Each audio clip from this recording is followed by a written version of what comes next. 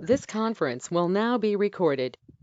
Yes, so it is getting recorded. Okay. Yeah. So with regards to data, okay, so we started with general unstructured object storage, right? So that is all around storage account.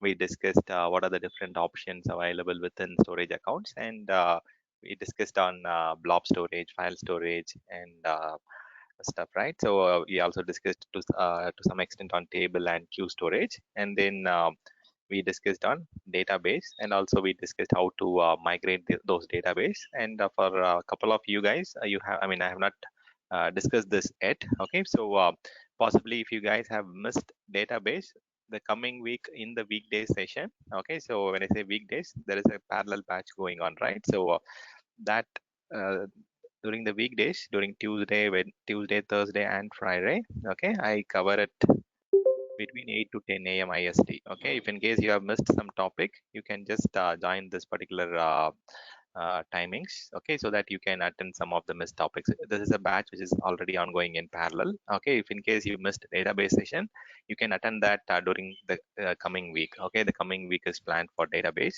and today I'm just going to deal again with data, but more into data warehousing and related tool sets. Okay, so when I say related tool set, there are a lot of tools in Azure. Okay, so especially like Azure Data Studio, Azure Data Factory, Azure Data Bricks, okay, and Azure Synapse Analytics.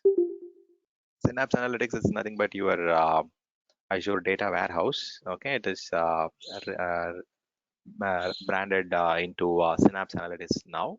Okay, and yeah, there are few more tools, but we don't have to get too much deep into that today. But all these tool sets are focused towards your DP 200 exams. Okay, you might have some questions around this in AZ 303, but very on a very high level architecture level. But DP 200 will have more questions on this, and even I'm planning for a separate course on data engineer. So I'm preparing some lab materials for this. Okay, so once it is ready, I think maybe in March I might have a separate session on data engineer where we'll be discussing all these tool sets every weekend. For example, one tool will be taken on a particular weekend and we'll be discussing in greater details. Okay, but for now you'll get to understand what are these tool sets and how they are related to each other, and we'll get some idea today. Okay, so it's all around data, and it'll be, you can compare this with app services. Okay, so last weekend we discussed on app services, how pipelines work, how we can make changes to the code and bring it to app services or application. Similarly, you can relate it on the data level. So how a data source is coming in and how we are transforming it and how we are putting it into business perspective. So on a very high level, so it's all data session today. I'm just starting, guys. I see people joining in a little late, but still, yeah. So okay, because of maybe Pongal extended weekend, the same might be little less. Okay, so yeah. So on the day, I know like this session was supposed to be getting completed before the Christmas holiday, so we got extended because of the holiday season, holiday vibe. Okay, so yeah. So on the data side, as I said, it's collection of facts, right? It can be numbers, it can be some observations, or it can be some descriptions. And with data, we had three types. And as I said, these things I've covered few weekends back. Okay, so unstructured and structured and semi-structured. Okay, we have the sessions on SQL and Cosmos DB earlier. So SQL is more into structured, and semi-structured is all about Cosmos DB and NoSQL database. Unstructured is your storage, object storage. It can accommodate any kind of files and stuff. Okay, so unstructured is any files. It can be audio, video, binary data, text file, PDF. It is a binary large object. So we generally discussed on blob, and it can be a file storage also. And with this, we primarily discussed around SQL databases, where structure means it has got a schema to start with. So the schema will say that what kind of data it can accept, what kind of tabular format the data can be organized, and it is mostly relating to relational database systems like Microsoft SQL, MySQL, Oracle databases, and so on. And on the semi-structured, it is primarily referring to the modern databases like your NoSQL databases, JSON files, key value databases, graph databases. So those things are contributing to your semi-structure. Okay, so maybe I can just say NoSQL. So I'm just like summarizing it. We already discussed this thing. There is one more category called quasi-structured, but I don't want you guys to get too much confused. So this has got recently emerged as part of the steaming data, like a lot of IoT devices or a lot of machine learning things have emerging, and we have got a new type of data, which is steaming data, and some people call that as quasi-structured. For now, you don't have to get confused with this. So for now, we have been dealing with these three things in the previous classes. We had a separate class on storage. We had a separate class on SQL database. We also discussed on Cosmos DB. Okay, so we discussed all these things. Today, we are going to take all this data and then put it into some kind of data engineer mechanism. Okay, so as I mean, like a lot of activities can be done with data, right? So in general, when I say data activities, okay, so we can collect data, we can store data, we can analyze data. Okay, so we can interpret the data to a readable format, or we can interpret to a business format. Okay, we can change from one format to another format, we can transform it. Okay, so a lot of things can be done with data. I can keep on typing it. Okay, so reporting, taking backup. Okay, and you can play around moving, migrating, copying, syncing. Okay, so a lot of activities can be done, but as a data engineer, there are three categories which they primarily focus on, which is extracting the data, transforming the data, and loading the data for further business visualization, or it can be for one tool to another tool. So we call it as ETL job, right? Okay, we call it as ETL job, and which is extract, transform, and load. Okay, I'm just getting a call from one of the attendees. Let me quickly attend it.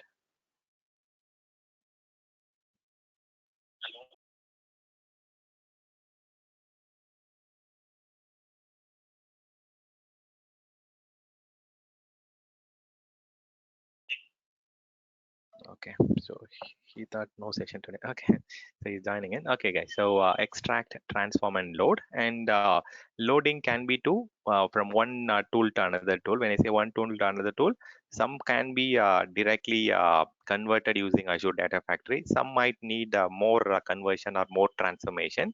So it can be from one tool to another tool, or it can be from one tool to directly visualization tool. Visualization can be done using a lot of format, and as we discussed a couple of days back, Power BI is the mostly used, and a lot of people are using for visualization. And Tableau is another tool which some of the companies have been using for a long time. And some people, you can use Excel or PowerPoint, or if it is a very less amount of data, you can play around with your regular tool sets. But if it is huge amount of data, if it is big data, then you have to go with these tool sets like Azure Data Factory, Databricks, and Analytics, and Power BI. So, okay, so for a smaller set of tool sets or smaller set of data, you don't have to worry about these new technologies and new tool sets. Okay, so let me with data concepts, there are a lot of new things to learn, new things to consume, and we have relational database, we have non-relational database, and today we'll be primarily focusing on big data. Okay, and possibly like we can also touch some areas of analytics, but not too much into it, but we'll be touching on big data also. Okay, big data is huge data, right?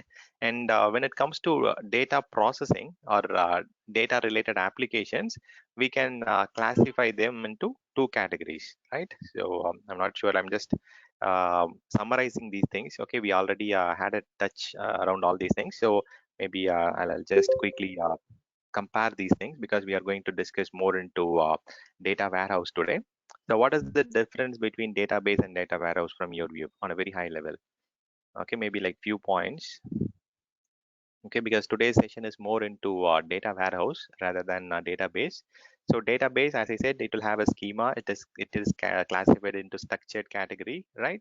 And we will be generally using databases for some applications, right? Some OLTP applications, or like business application, which is more into financial area and so on. And databases, it will contain a lot of detailed information, right? So it will not be summarized information. It will have a lot of detailed information, and it's mostly databases application oriented. Okay, for an application, you will create a backend database. So it can be for your infrastructure application, or it can be for your business application. So database is mostly like you create a database for application backend. So it is application oriented, and probably like we can compare it with the data warehouse in parallel, so that you can guys, you can answer it if in case you have a better comparison or quick way of uh, comparing database and data warehouse. Just let me know what is the difference on a very high level. At least like you guys can say no, I don't know, or something like that, so that I get to understand if you guys are following me.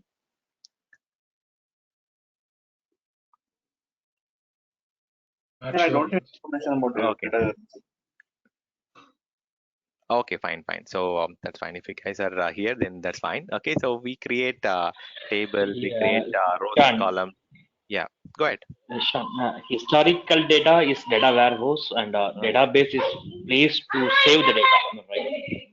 Very I'm nice. not sure, That is true. but this No, is no, that is the true thing. Okay, so database, it generally deal with current data. Okay, so currently processing data, current transactions, or whatever, like you are transferring money, or you are booking a movie ticket, or you are booking a train ticket, or whatever transactions. Like the name itself, like you can see, it's online transaction processing applications. It is current data, current transaction. It is generally tied to single application, correct? It is mostly tied to single application. But yeah, let's move on to the other side.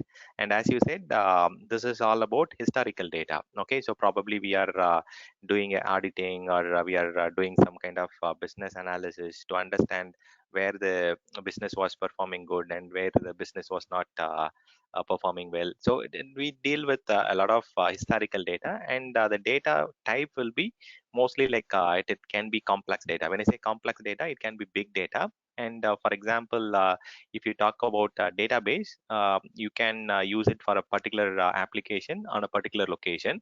But data warehouse, maybe we can just say like it has to process multiple different source formats.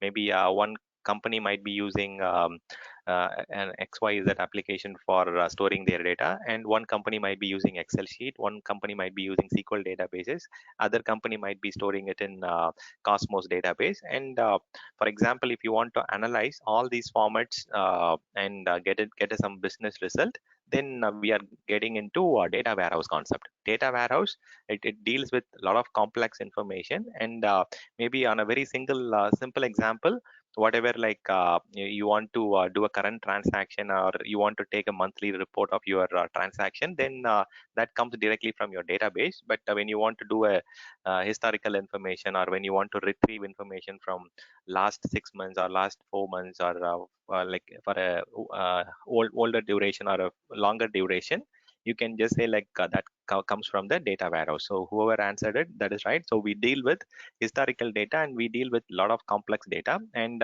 for example, if you want to understand who bought a particular Sony television, you can answer from the database. Like you can say this model TV has been purchased by these peoples from this particular place. Okay, so that comes from the database. But if you want to understand how many Sony television of a particular model has got sold from the entire country, entire world. So maybe like in order to analyze that, you have to get a lot of data from a lot of different distributors. A lot of different countries might use their own version of uh, documents to store the contents. Okay, so you have to fetch all of them, you have to put it into big data, and then you have to analyze it, and then you get a result. Okay, so these ones, it takes a lot of time, okay, for processing. Okay, so processing huge data means like processing big data will take more time, will consume more time, because it has to intake a lot of information, whereas it's like you are connecting to a single database and you are getting output for this. So here we are dealing with very limited records, and it's like 10 to tens to thousands records or something like it is very less records here.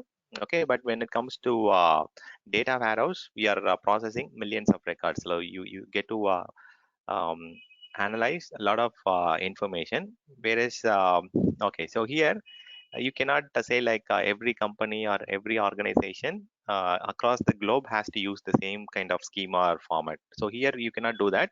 So here it is always consolidated data, so data can be from different format, and at the end data warehouse provides you, or it does a summarization of the data. So you get different contents from different companies, and you at the end you summarize it in order to visualize it and get some business insight. Okay, so on a very high level, database, it's mostly used as a backend for a single application, and it's like kind of OLTP stuff, whereas this one is more of OLAP application. It is for analytics and a lot of processing and dealing with historical data. This one takes a lot of time because we have to analyze a lot of data, and data comes from different origin, different formats, and this one is a little complex compared to database. But with database, we are tied to a lot of SLA, right? People have to book tickets quickly, and then they have to do a transaction immediately and those things. Whereas database, it has to be done on the fly. Whereas data warehouse, we need that data, we need the output. So it can take its own time. Okay, so the analytical system can run for 1 day or 2 days, or it can run for a month in order to get the business view, or in order to get the big picture of how the business is performing, or how they are dealing with the current market fluctuations and those things. Okay, so analytics workloads, it's all about business insight and those things, whereas database, it might be like doing a money transfer, or filing a form, or booking a movie ticket, or registering for a new course, or like it can be a single transaction. Okay, so it's all transaction. Database is all around transactions. Maybe let me do one thing. I can just give some quick examples on the other side. Okay, so database is more into OLTP. Data warehouse is more into OLAP applications. So here we are talking about real time and current write and updates, or we can say transactional activities.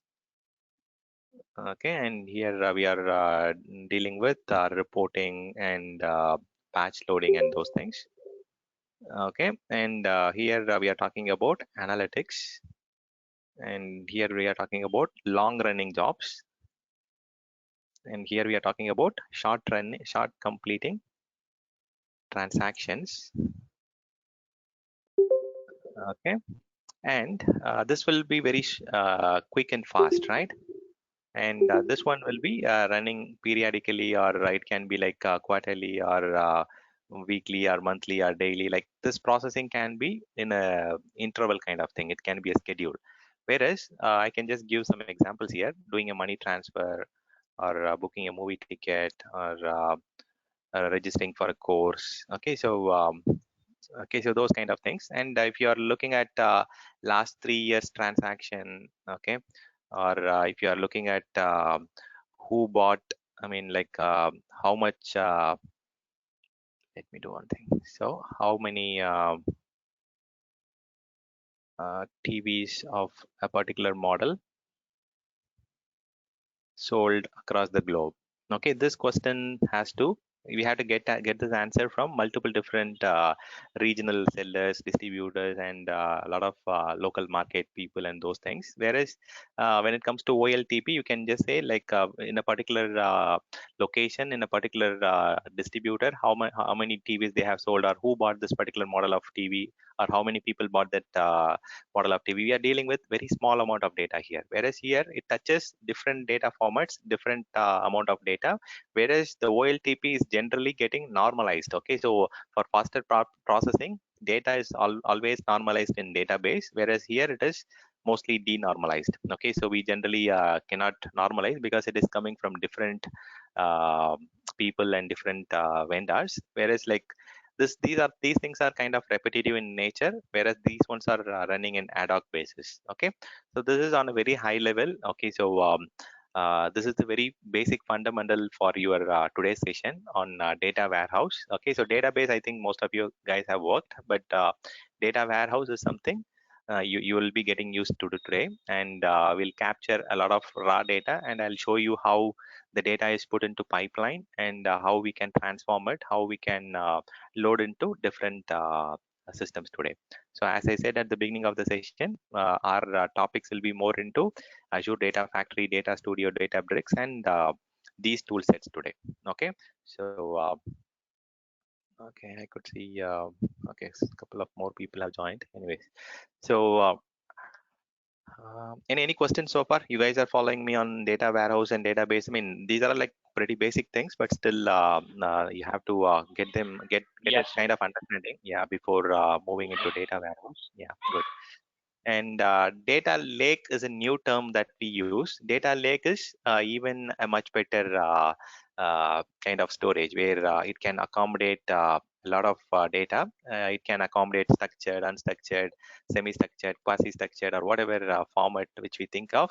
You can store it in Azure Data Lake. Azure Data Lake is a term that we use for storing a big data, and most of the data engineers and data scientists, they deal with data lake kind of thing. Okay, I'll show you how to create a data lake and store a huge amount of data to start with.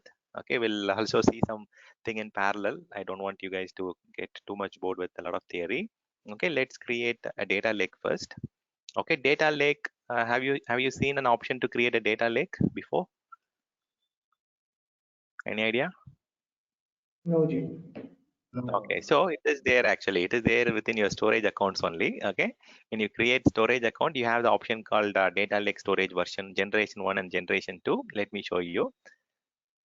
Okay, you guys are not focusing on the sub options that you are getting. Okay, so that's the problem. Okay, so just get into each and every options when you create something, and you will get to understand where exactly it is. If you scroll down, okay, what happened? Okay. Okay, let me create a storage account. Let's choose a location. I'll say Azure Data Lake Storage 1. Okay, let me create it in West US. I already have a lot of resources in East US. Okay.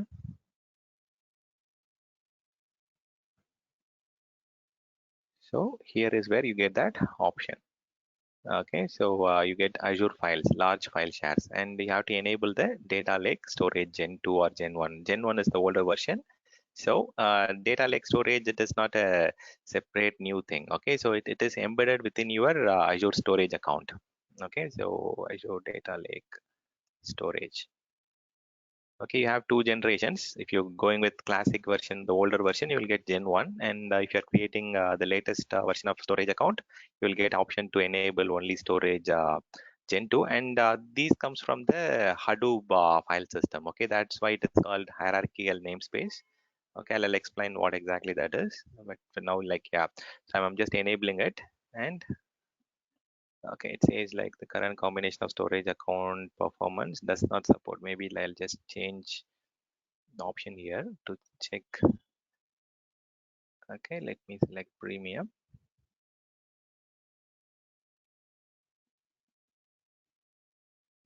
Okay, now at least did I get see, the option itself went away.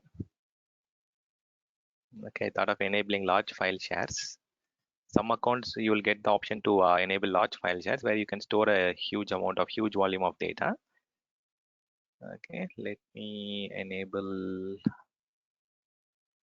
Okay, now I got it. Okay, good. So I can enable for large file shares. Okay, you can have a huge amount of a big file shares created. Okay, so let me enable this. So for people who answered you have never seen, you have to have a pay closer attention on all the things when you create storage account. Okay, so data lake storage, you have to enable it as part of your storage account creation.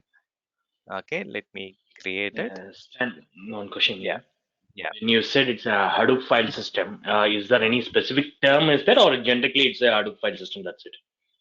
Like in Yeah, Windows, like yeah. the first part is there, Yeah. like that. So yeah, file system. Yeah, that is compare. You can compare it with your NTFS, REFS, and those things. Yeah, Hadoop has its own native file system, which is Hadoop file system (HDFS). So if you look at this one, the Azure Data Lake, as I said, it comes from they're taken some inputs from the Hadoop HDFS file system, and the additional thing that Azure has done is they have integrated it with Active Directory. Okay, now like when you create a file system or an Azure data lake, you get two components within it. One is the storage component. Okay, let me kind of explain it while this gets created. I'll come back to you in a minute here. Okay, so let me show you the difference first. Okay, so let me create one more storage account.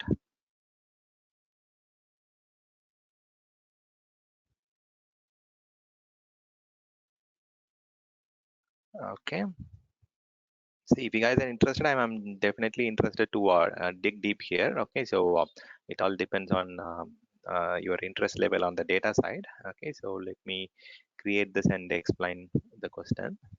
Okay, I'll say like Azure storage account 1. Okay, it is available. I'm just going to create as a general storage account without going and choosing that data lake store option. Okay, I'll show you the difference first. Okay, so how you can differentiate whether it is a data lake storage with HDFS file system or whether it is a normal regular Microsoft native file system. When I say Microsoft native file system, they are using REFS, resilient file system. Okay, so that is the current file system in Windows, right? So earlier we used to have NTFS, and prior to that we used to have FAT file system, but now it's all REFS, resilient file system.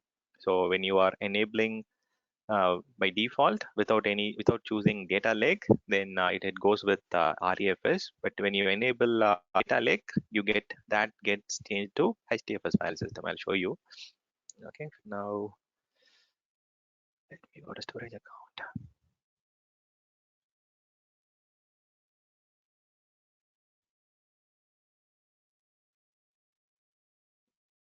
Okay.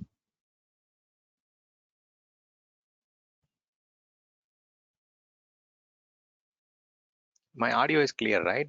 So because I had a dental surgery in Monday, okay, on Monday, so there might be small difference in the way I speak because I have got stitches inside my mouth. Okay, but yeah, so you're hearing okay. Sorry. We don't feel any difference. Okay, fine. Okay, yeah. Okay, good. Thank you.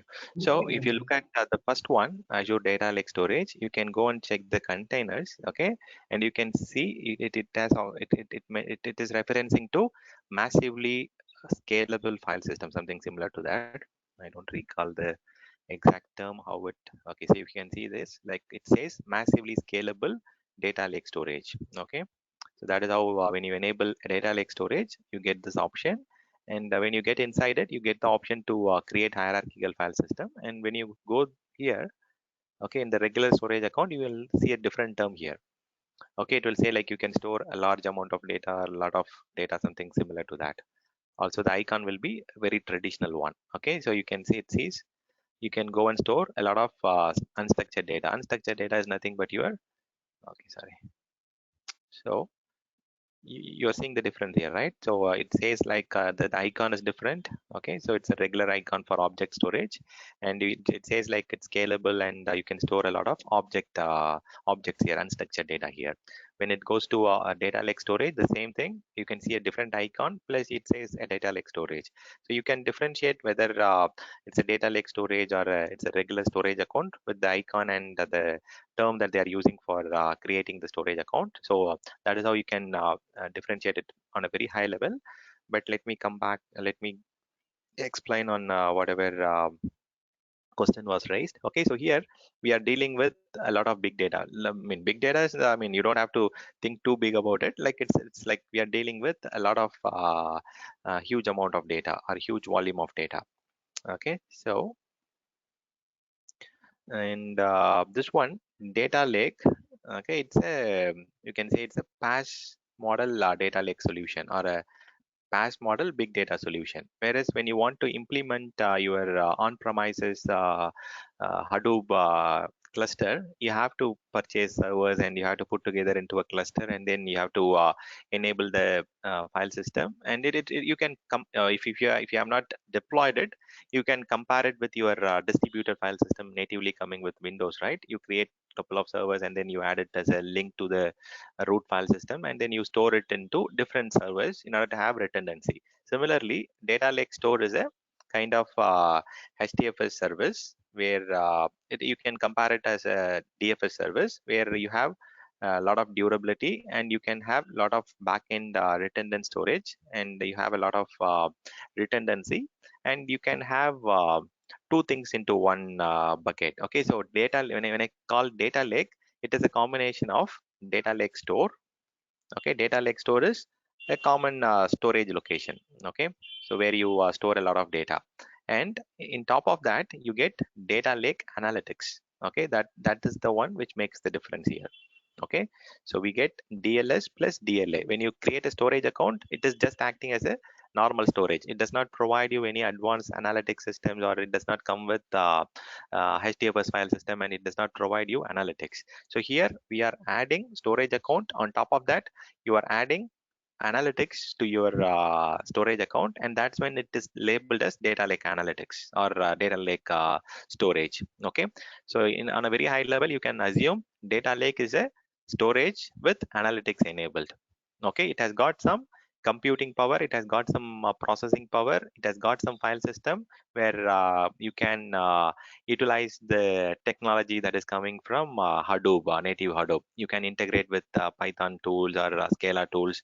So this comes from Hadoop technology. Okay, so maybe you guys might have heard about Apache Spark and HD Insight, R, and those things. So those are all kind of tools and tool chains which work very much with HDFS file system. Okay, so in on-premises environment, we have been using Hadoop technologies. It can be your Apache Spark, or it can be your R tool, or it can be regular Hadoop. Okay, this is the equivalent in cloud, Azure cloud. Okay, in on-premises, I can just say Apache Spark is the mostly used tool, and maybe some people are using Storm, some people are using HBase. So these are all kind of HDFS file systems, which is mainly for dealing large amount of big data. In cloud, we have a replacement, which is Azure Data Lake, where we get a location to store. By default, Azure object storage is unlimited, right? So when I say unlimited, virtually unlimited, you can keep on storing data. You can even scale up to petabytes of contents. And the additional thing that gets enabled is the analytics engine. The analytics engines plus the file system from Hadoop technology. So HDFS file system plus analytics is what is getting added into your storage account, and we call it as data lake. Okay, and this is a PaaS solution. You don't have to worry about the backend servers, the backend storage. So all these things are coming as a service for you. Even the file system creation is done by Microsoft, so you don't have to worry about the infrastructure. You don't have to worry about the file system creation. You just keep on storing. You can go and store data, and you can put it into analysis, and I'll show you how you can transform things, how you can use this massively scalable or massively queryable tool. Okay, so you can just say like this can handle huge volume, high throughput. It can store a lot of data, and you get analytics on top of your storage on a very high level. Simple. Okay, so when someone asks you what exactly is Azure Data Lake, you can say it is a cloud-based big data storage with analytics enabled. Okay, and if they ask about the file system, because like the analytics cannot work with your regular file system. It can work to some extent, but you take the technology from Hadoop, which was a proven solution, proven file system for dealing with big data, and we are using that technology here. And even you can use some other technology also, but again here they predominantly use HD Insight and Hadoop file system for the native Azure Data Lake service. Okay, so you get this one as a service, and I'll show you how you can utilize it. And this is on a very high level. Okay, so maybe like, did I answer your question, or you have some more queries on that? Okay, so when I say Yeah, huge it's volume, fine. It's yeah, fine. yeah, That is right, yeah.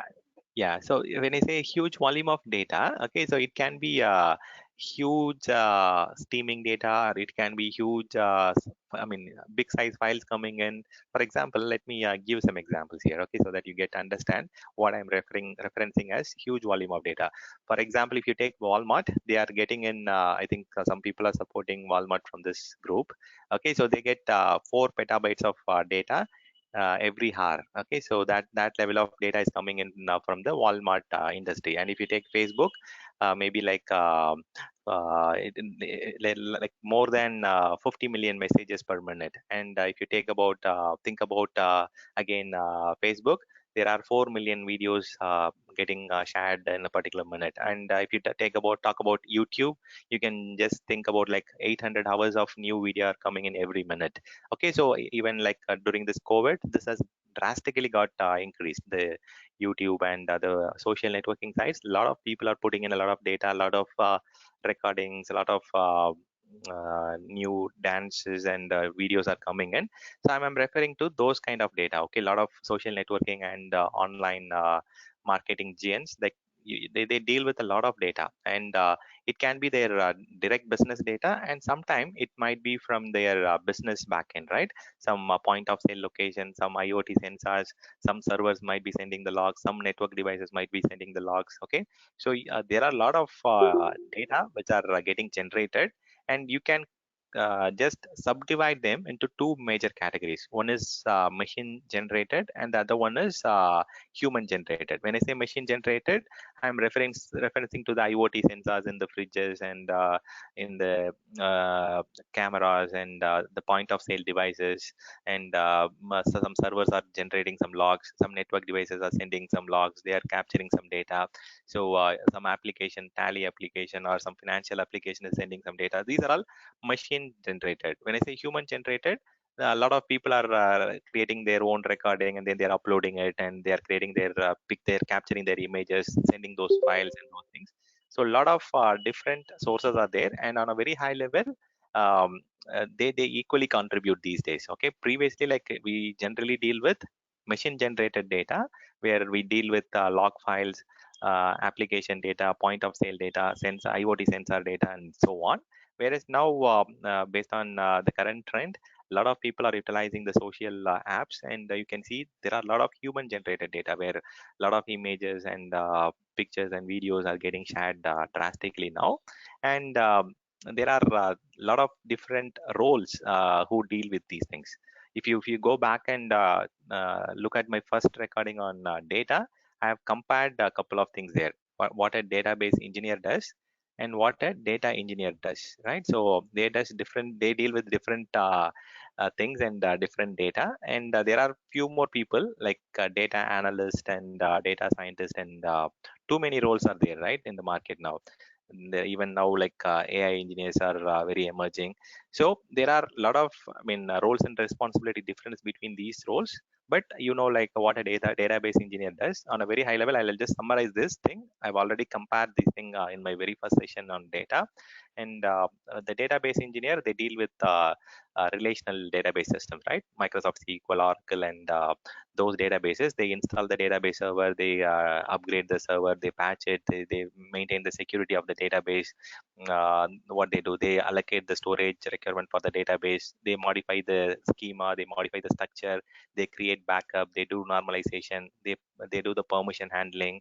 Okay, they work with clusters, they monitor the performance, they do log shipping. Okay, those are the roles that a database engineer does.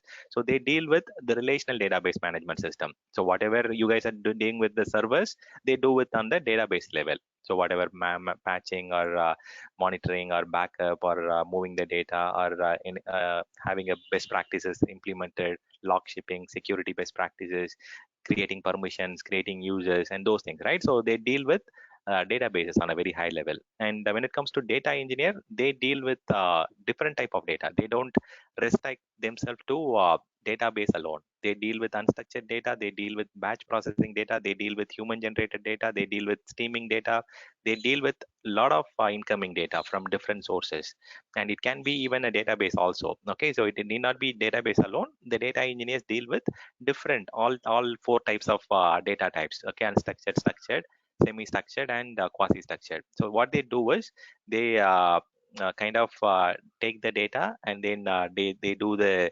transformation, and then they load it for further analysis. And when it comes to further analysis, or when they are not able to deal with a huge amount of data, and they want a lot of business minded people, or people with experience into business processes and those things, that will go into data analysts and data scientists. Okay, data analyst and data scientists, they more deal with the patterns on the business side. Okay, they help a business pattern, they get into a sales pattern, and then they look into how they are doing in the market, how they can improve the market, or how they can transform their business. And these people deal with a lot of dashboards, reporting, graphical data, views, histograms, bar charts, and a lot of complex data. And they closely work with the business aspect of it. Whereas these two people deal with the application, they deal very closely with the applications end. Okay, this one is purely application. Database engineer, they maintain the database for a particular application backend. But this one, they deal with multiple different data, and then they normalize it into a particular format where the data analyst and data scientist can use it for transforming for their business improvement or business insight. Okay, so both these roles are quite similar, but these people do the same on different type of data, but they just do it on database alone. Okay, so here these guys even work with data pipelines, data stores. Whatever we are going to discuss today is more into data engineer role. Okay, I'll clearly uh, differentiate these things so that you get to understand what they do today. Okay, so today, like, we'll be discussing on data engineer roles, where they will be dealing with extracting, transforming, and loading the data from different type of source of data into a different tool or a different visualization engine. Okay, so this is what we are going to deal today. We are going to discuss on data engineer role today. And you guys, I know, like, most of you have worked with database engineers, or some of you are doing the database engineer role, so you know what you guys do. But yeah, so we are going to deal with data engineer, and if you want to get into these things, there are certain advanced certifications. And beginning of the class, as I said, I'm planning for a 35-hour session on data engineer alone, where we'll be discussing just the tools around data alone. So it has a lot of insights, a lot of tools are available. You can get to explore them at a later time. I'm planning for that batch somewhere in the end of March, where I'm just planning only for the data engineer track alone. Okay, but for now, today we'll be discussing on the tools which data engineer deals with on a regular basis. Any questions, team? I know, like, I'll be running fast in some areas. The reason is, like, we have discussed those things on a very high level earlier. And I mean, if there is some question, I can just go a little deep. Okay, as a database engineer, they deal with different tool sets, right? For example, your SQL Server Management Studio, or SQL Profiler, or your Transact SQL, or your MySQL Workbench. Okay, they use those regular routine tool sets to deal with the relational database management system. Whereas the data engineer, they deal with different set of tools like Databricks, HD Insight, Python, or HiveSQL, or Data Lake. Okay, they deal with different tool sets, and they use different tool sets for querying and manipulating the data. When I say querying and manipulating, like, mostly, like, Python is the mostly used these days. Many people are using Python. Some companies are have been using R. Some people have been using HiveSQL. So these are all some mostly used tool for querying and manipulating the contents. But for now, we will not be worrying about these things. Instead, we'll be discussing on these tool sets today, okay, which are all used for extracting, transforming, and load. As a data engineer, these alone might not be sufficient. you might need to learn some querying language also, like a Hive querying language or Python querying language or R querying language. So these querying language will help you to quickly query and fetch the data or manipulate the data in a faster method. Okay, so for that purpose, you might need to learn some more querying language. Even you can learn just the Python. Python can act as a programming language, scripting language, querying language. So that's the reason many people are suggesting a lot of freshers and new people to learn Python as a mandate. Okay, so this one is it takes different forms in different role, right? So I'm not going to dig deep into these areas. Instead, I'll be helping you guys to understand how Azure Data Lake works, how Azure Data Studio works, how Azure Data Brick works, and those things today. Okay. Any questions, guys? Just let me create some more stuff now, so that we'll see. If there is some question, I can explain. Okay, I can help you with more insight. Okay. Yes, dude. So Just one yeah, go ahead. clarification. Yes. So you said the definition for data lake is like a cloud-based big data storage with analytics, right? So that That's right. analytics will not come in the on-prem. Like you have put examples like Yeah. Apache Spark and Storm and Right, HBase. right. So yeah, that is the thing. Very good. So you have a file server, okay, that is like equivalent to storage account. Okay, they both are same. Okay, so we use a native file system from the operating system for storing data and providing access to the end users. Like it can be a Windows server with your CAFS or NTFS providing access through SMB. Whereas when it comes to a Linux server, it can be an NFS storage providing access through a NFS protocol. When it comes to storage account, you have different options. You have HTTP based, you have NFS based. You can just compare that as equivalent. When it comes to on-premises, we might need to install like Apache Spark or Hadoop inside, HD inside, or whatever tool sets like a Storm or HBase to have analytics engine in order to work with your file server or different. I mean, this one might not deal with your file server alone. Okay, it can deal with your database servers, it can deal with your application servers, it can deal with your file servers, and the analytics engine primarily comes from these clusters. Okay, and here in Azure, the Azure Data Lake Storage, it's a PaaS model service, right? So the analytics engine plus the file server or the source data comes from the storage account. Okay, storage account plus PaaS model analytics engine is what called as data lake. Whatever you defined is correct. Okay, it's a PaaS big data solution with analytics, right? That is the correct definition. Yeah. So Okay.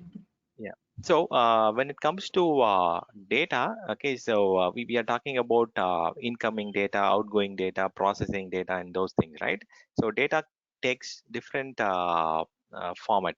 Like let me just go here. Okay, how I can explain it. Okay, we can just say data. Okay, so for you, Subbu, like what we are going to do now is we are converting or conversion of raw data. Okay, so raw data into meaningful data through a particular process. Okay, so this process can be through the analytics engine, or it can be using Azure Databricks, or it can be using Azure Data Factory. And we are just kind of taking different format of data.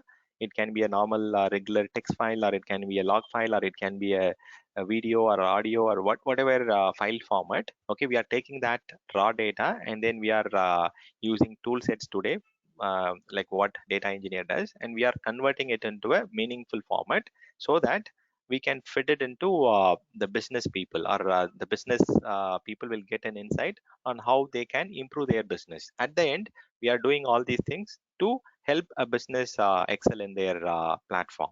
Okay, so I will get into the data processing, and when we talk about data ingestion, okay, we get data from different format. We might get it from a database, we might get it in a files, or it can be any objects, okay, text file or Excel file or whatever file it can be. Even it can be from a NoSQL DB also.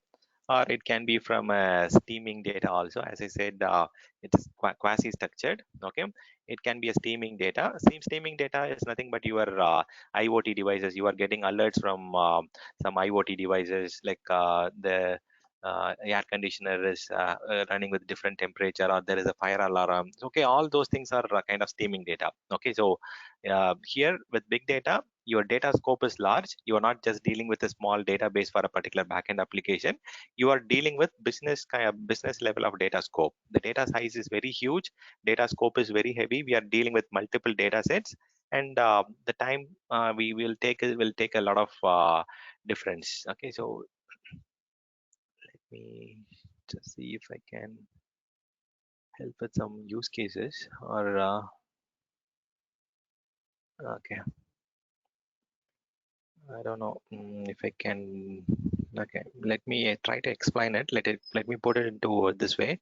Okay, we get different variety of data. When I say variety of data, it can be okay, I already summarized this, right? So database, or it can be files, or it can be NoSQL database and those things. And we are dealing with huge volume of data. Okay, so huge variety plus huge volume and huge velocity. We are getting a huge in stream. Like a lot of people across the globe are uploading data to YouTube. A lot of people are purchasing from home through online application during the current COVID situation. So a lot of things are happening in a different velocity now. So things on the online financial applications, or online gaming applications, now the velocity has increased a lot, and we are dealing with huge variety, huge volume, and huge velocity. These are the three different categories. And when I talk about velocity, it can be of three categories. Okay, it can be a steaming data, or it can be a batch data. For example, batch is something we run it in a recurrence or a particular schedule, right? So real time is we are booking tickets, we are transferring money from one account to another account. So those are all real time categories. Okay, these are all very closely related, but when it runs in a particular schedule, or when it runs in a particular interval, we call it as a batch job. Maybe for example, you can say payroll processing. Okay, so payroll processing, you just get to understand how much days people are working, or how much time the contractors are working, and you are processing the payroll for them at the month end, or maybe like weekend, or on a daily basis, or something like that, right?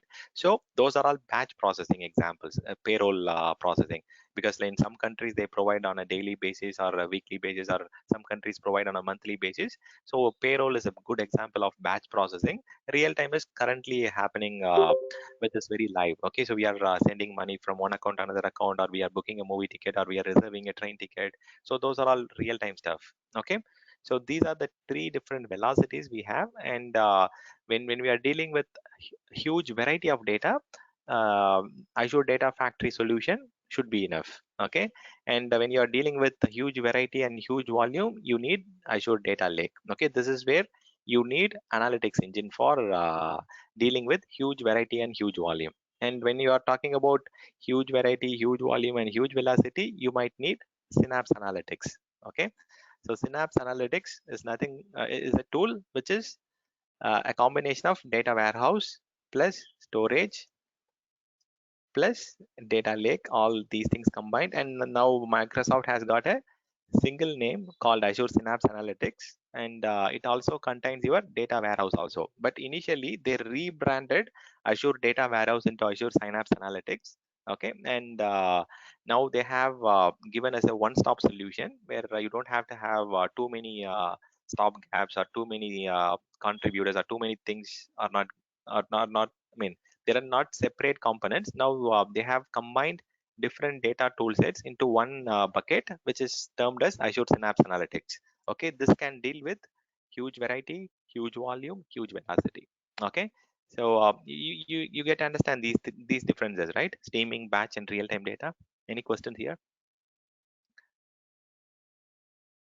Okay, volume is something very simple, right? We are dealing with medium size, huge size, and big size. Like it's like huge variety of data, and when huge volume of data. Variety is different type of structures. And okay, data engineer job is to deal with this data. They have to extract these data, and then they have to transform it and load it to different tool sets. Okay, so they are managing huge inflow, huge raw data volume.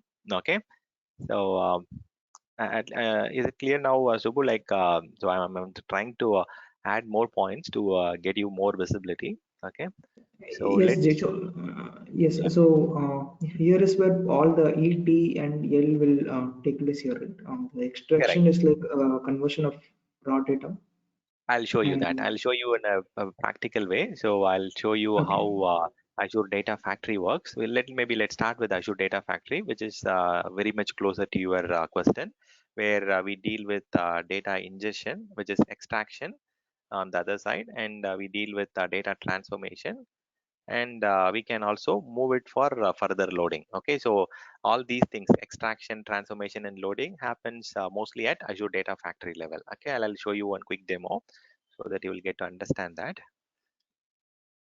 Okay, so let me create a data factory.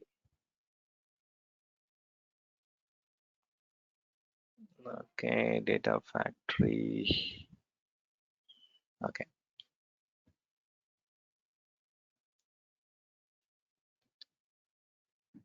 okay.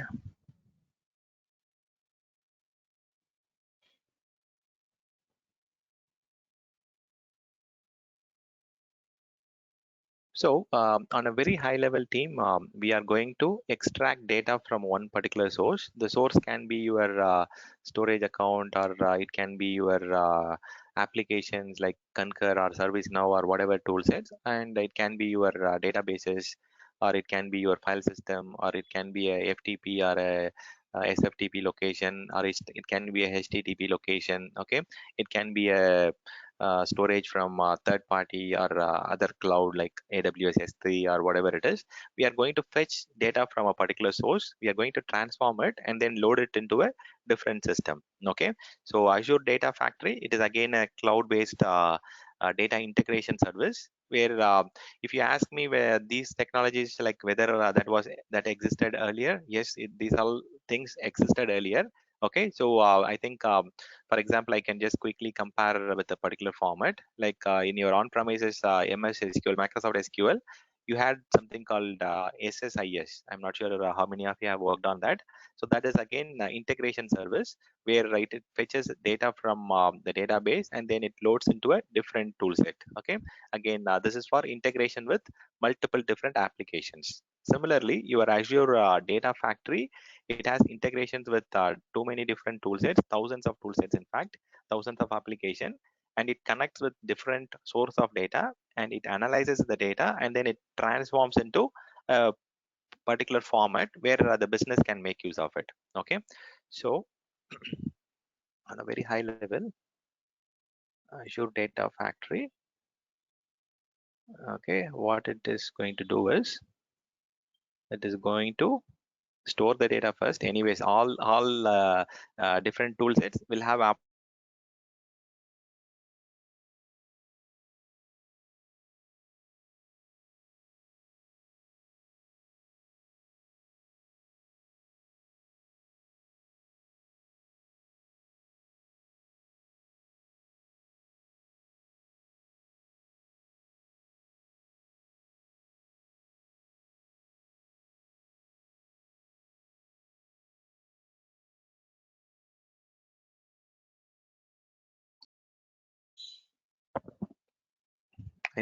I know my audio got lost. Okay, so I got the network reconnected.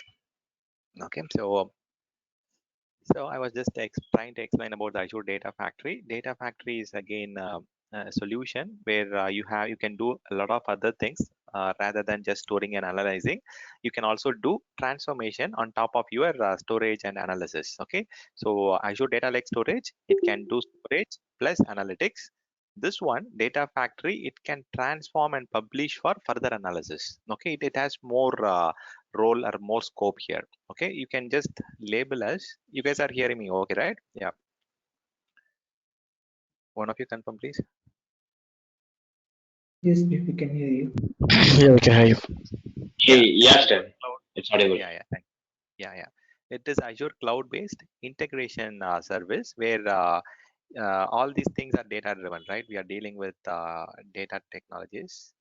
So this technology will help you to store. You can also analyze. You can also transform and publish it. I'll show you an example how Azure Data Factory can transform your data into a different format, or how it can move data from one format to another format. Okay, I'll show you a quick example so that you get a practical view of it. I'll create a Azure Data Factory. Okay, so if in case you guys are familiar with GitHub and those things, like last week we were talking about GitHub and those things, right?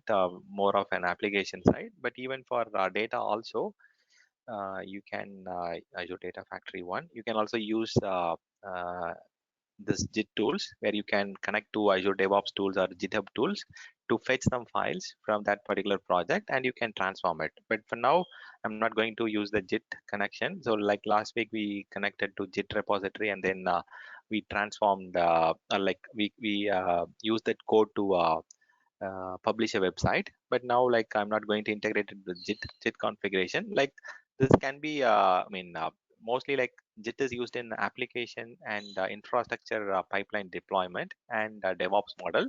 Even in data also, you can use it actually. Okay, it is not that JIT is only restricted to application and infrastructure. Even it can be used in data, which is again a subcomponent of infrastructure, right? So yeah, even for data pipelines, data ingestion, data transformation, you can use JIT tools. But I'll show you a regular classic example, and then maybe if in case you want to use JIT, you can do it. By default, you can also encrypt by data. By default, like the storage account is encrypted, but if you want to use your own customer managed keys, you can also encrypt your data. Okay. So the creation is straightforward, but the activity that we do, it is like kind of a little different. I'll show you. Maybe I'm just missing something here. Oh, it's the name is not available. I'll say Azure or like Stan Data Factory 1. That is also not available. Data Factory 1. Okay, good. So these are all online PaaS model services, right? So the name has to be unique.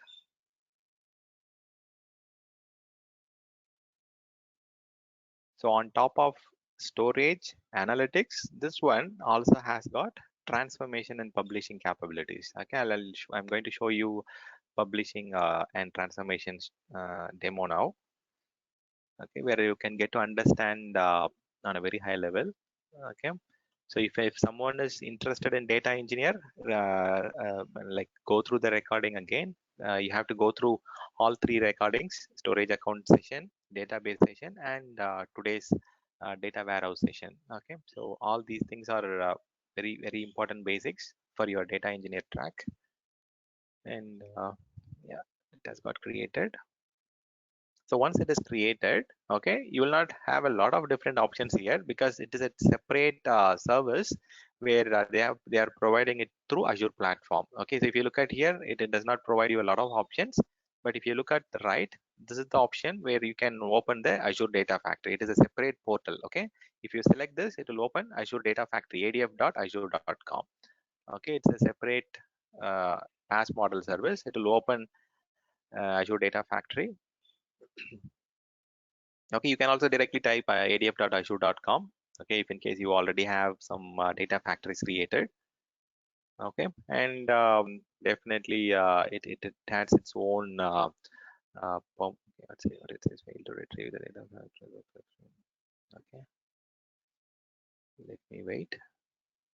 Not sure if my account has, okay, it's working. Okay, it is asking me whether I want to integrate with my Azure Active Directory. Okay, it will take some time at the beginning. Okay, generally only data engineers will be granted access. Okay, now I'm logged in now. Okay, so this is a separate portal. Okay, adf.azure.com. So as I said, many technologies or many tools Microsoft have reused or they have used in a different format to provide platform as a service. Okay, so you don't have to create the cluster or you don't have to worry about backend infrastructure. So you get an interface where you can play around analyzing the data, transforming the data, and so on. So similar to your maybe I'm not sure how many people have got exposure towards application deployment and those things. They also deal with pipelines there. They use tools like Jenkins, where they create the code and then they push it through their pipeline and then they deploy it in the server or wherever they want to deploy the application. Okay. Similarly, you can send the data into this pipeline to transform it to a different format. Maybe let's go and see the options first. Okay, let's explore what are the different options. As I said, you have the option to integrate with your JIT configuration. You can connect it with your on-premises GitHub or online version of GitHub, and you can work with the application-related data also. But as I said, you can create a lot of linking to a lot of services. Maybe if your company is using Concur for travel booking or Workday for regular HR, and it can work with different services and application. Okay, it can connect with Concur, it can connect with ServiceNow, it can connect with your Dynamics. Okay, so GitHub, Office 365. This tool can connect with different source of data. You can select which source of data you want to link here in order to get the data. So this particular tool is going to get data ingestion from these many different options available. Okay, and let me show you a quick example. Possibly, like, you can use it with any file format. Okay, you can have data in Amazon S3 or FTP server or HTTP server or Google GCS, or even you can have some data on your local file system also, local C drive, D drive on your machine from where you're working on. Maybe I'll okay, so this one I'm just directly connected from my office laptop. Possibly I have to enter my office credential if I want to use the file system. Maybe I'll just do one thing. Let me upload some files into a storage account. Okay. Okay, let me put some files in the general storage account. Let me put something into the data lake storage also.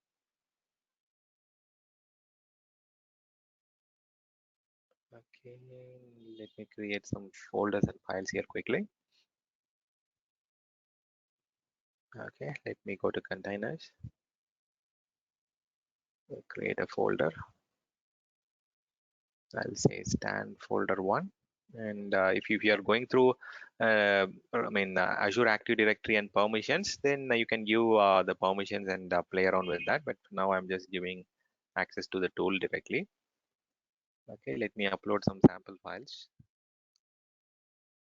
Okay, I'm not sure. I've cleaned up a lot of folders. Let me check in desktop. We have some sample files. I'll also look into the data.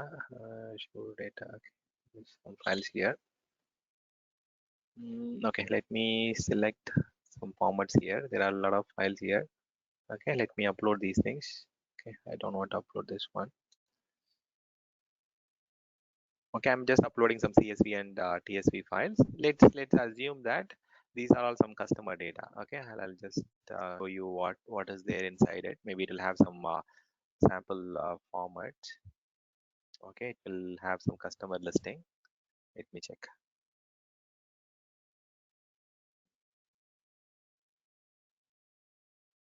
Okay, I don't want you guys to confuse with JIT repository and those things, because if you guys have worked on that, then I can easily explain it through the JIT. Okay, otherwise it will confuse you a lot. So I'll just say this is the customer data. Okay, I've just got some data from a particular customer or a particular online portal where I have the list of customer ID and name. Okay, this is a simple file. And possibly let's see what is there in that JSON also. Let's deal with different file formats. Okay, if we are dealing with CSV and those things, it will be very traditional. Okay, so this has got some contents. Maybe let me add more contents here. Let me put 3, 4. Let me say Vishwa. Okay.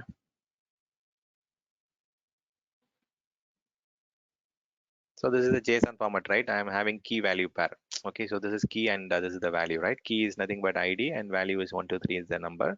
And similarly, I'm just putting some key value pair. This is JSON format. And I'll put something here. I'll just say, okay.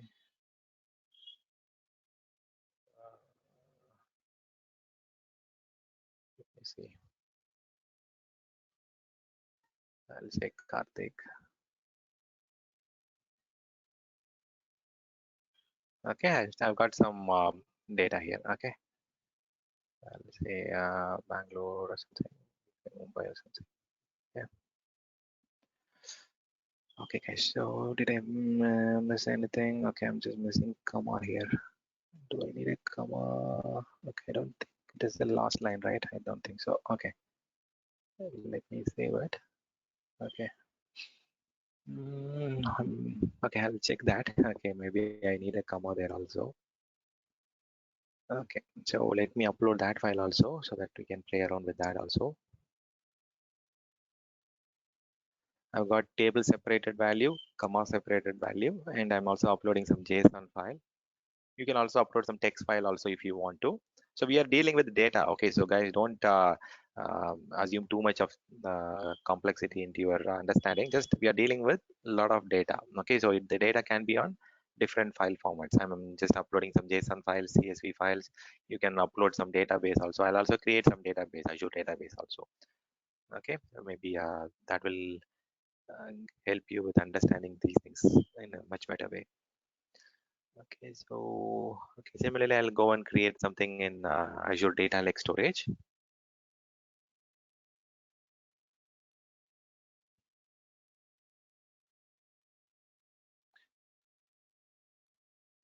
Okay, I'll go to the containers. I'll create container. I'll say stand folder 2. This one is Data Lake, right? Data Lake folder 2 or folder 1 is fine. Okay, I'll create it. You can see that you have a separate section as Data Lake Storage. But instead of containers, you have this Data Lake Storage. I'll upload maybe few files, maybe same set of files I'll upload. Okay. Maybe I'll use different files for different demo. These are all very easy when you practice. Okay, when you are just looking at it in a theoretical way, it'll be like a little tough to understand. But yeah, if you are doing some practical, you'll easily get it.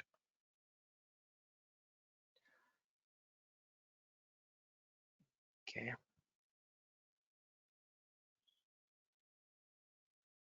Okay. So all these things got uploaded, CSV, JSON, and those things. Okay. Let me also create a database. Okay, so we'll get to understand all different possibilities. Okay, we'll go and create a SQL database. Okay, this is also one type of data, right? This is structured data, and the JSON is kind of semi-structured, and CSV we can just say like it's a object storage. Okay, so I'll just create something here. Stand DB server 1. And this is database, db1. I'll create a new server only. I don't have anything here. Okay, stand db server 1. I'll just give some name here. Stand.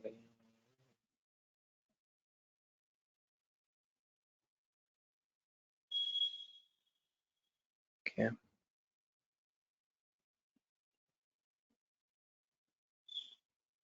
I already have a lot of resources in East US. Probably I'll try West US. Okay, good.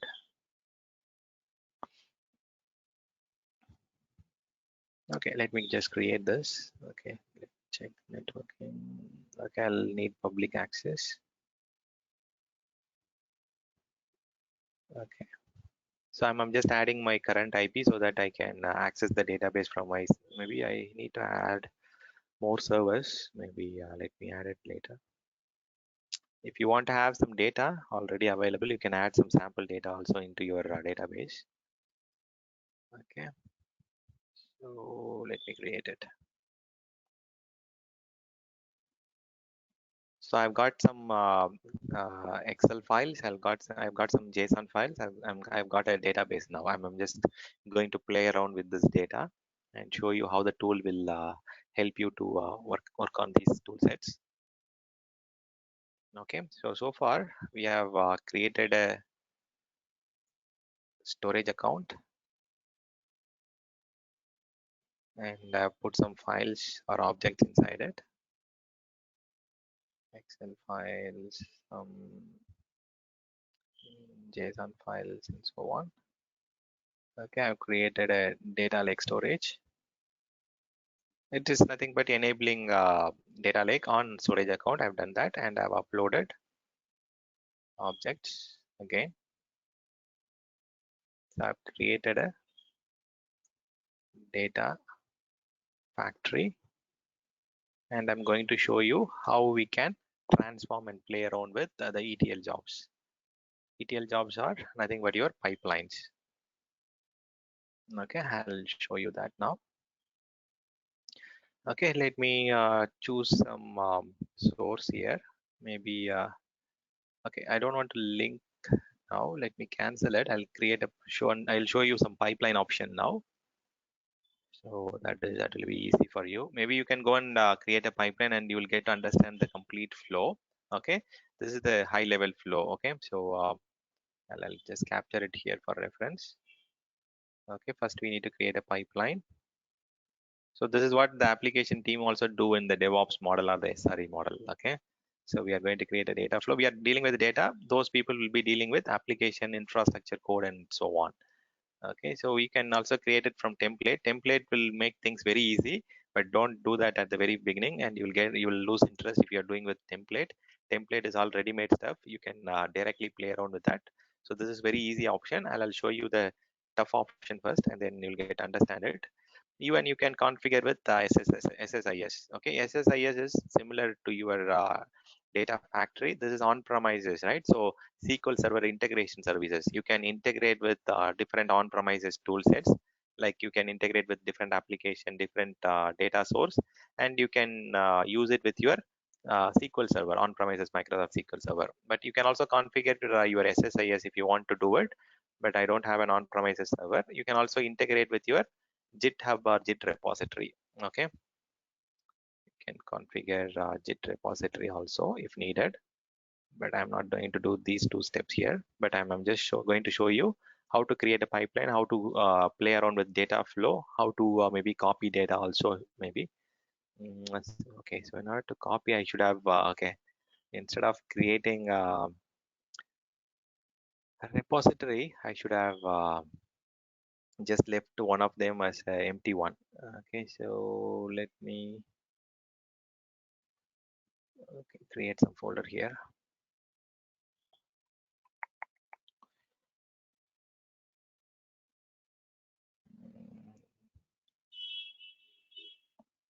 And create some folder here, stand folder 2. This is for receiving some data. Okay,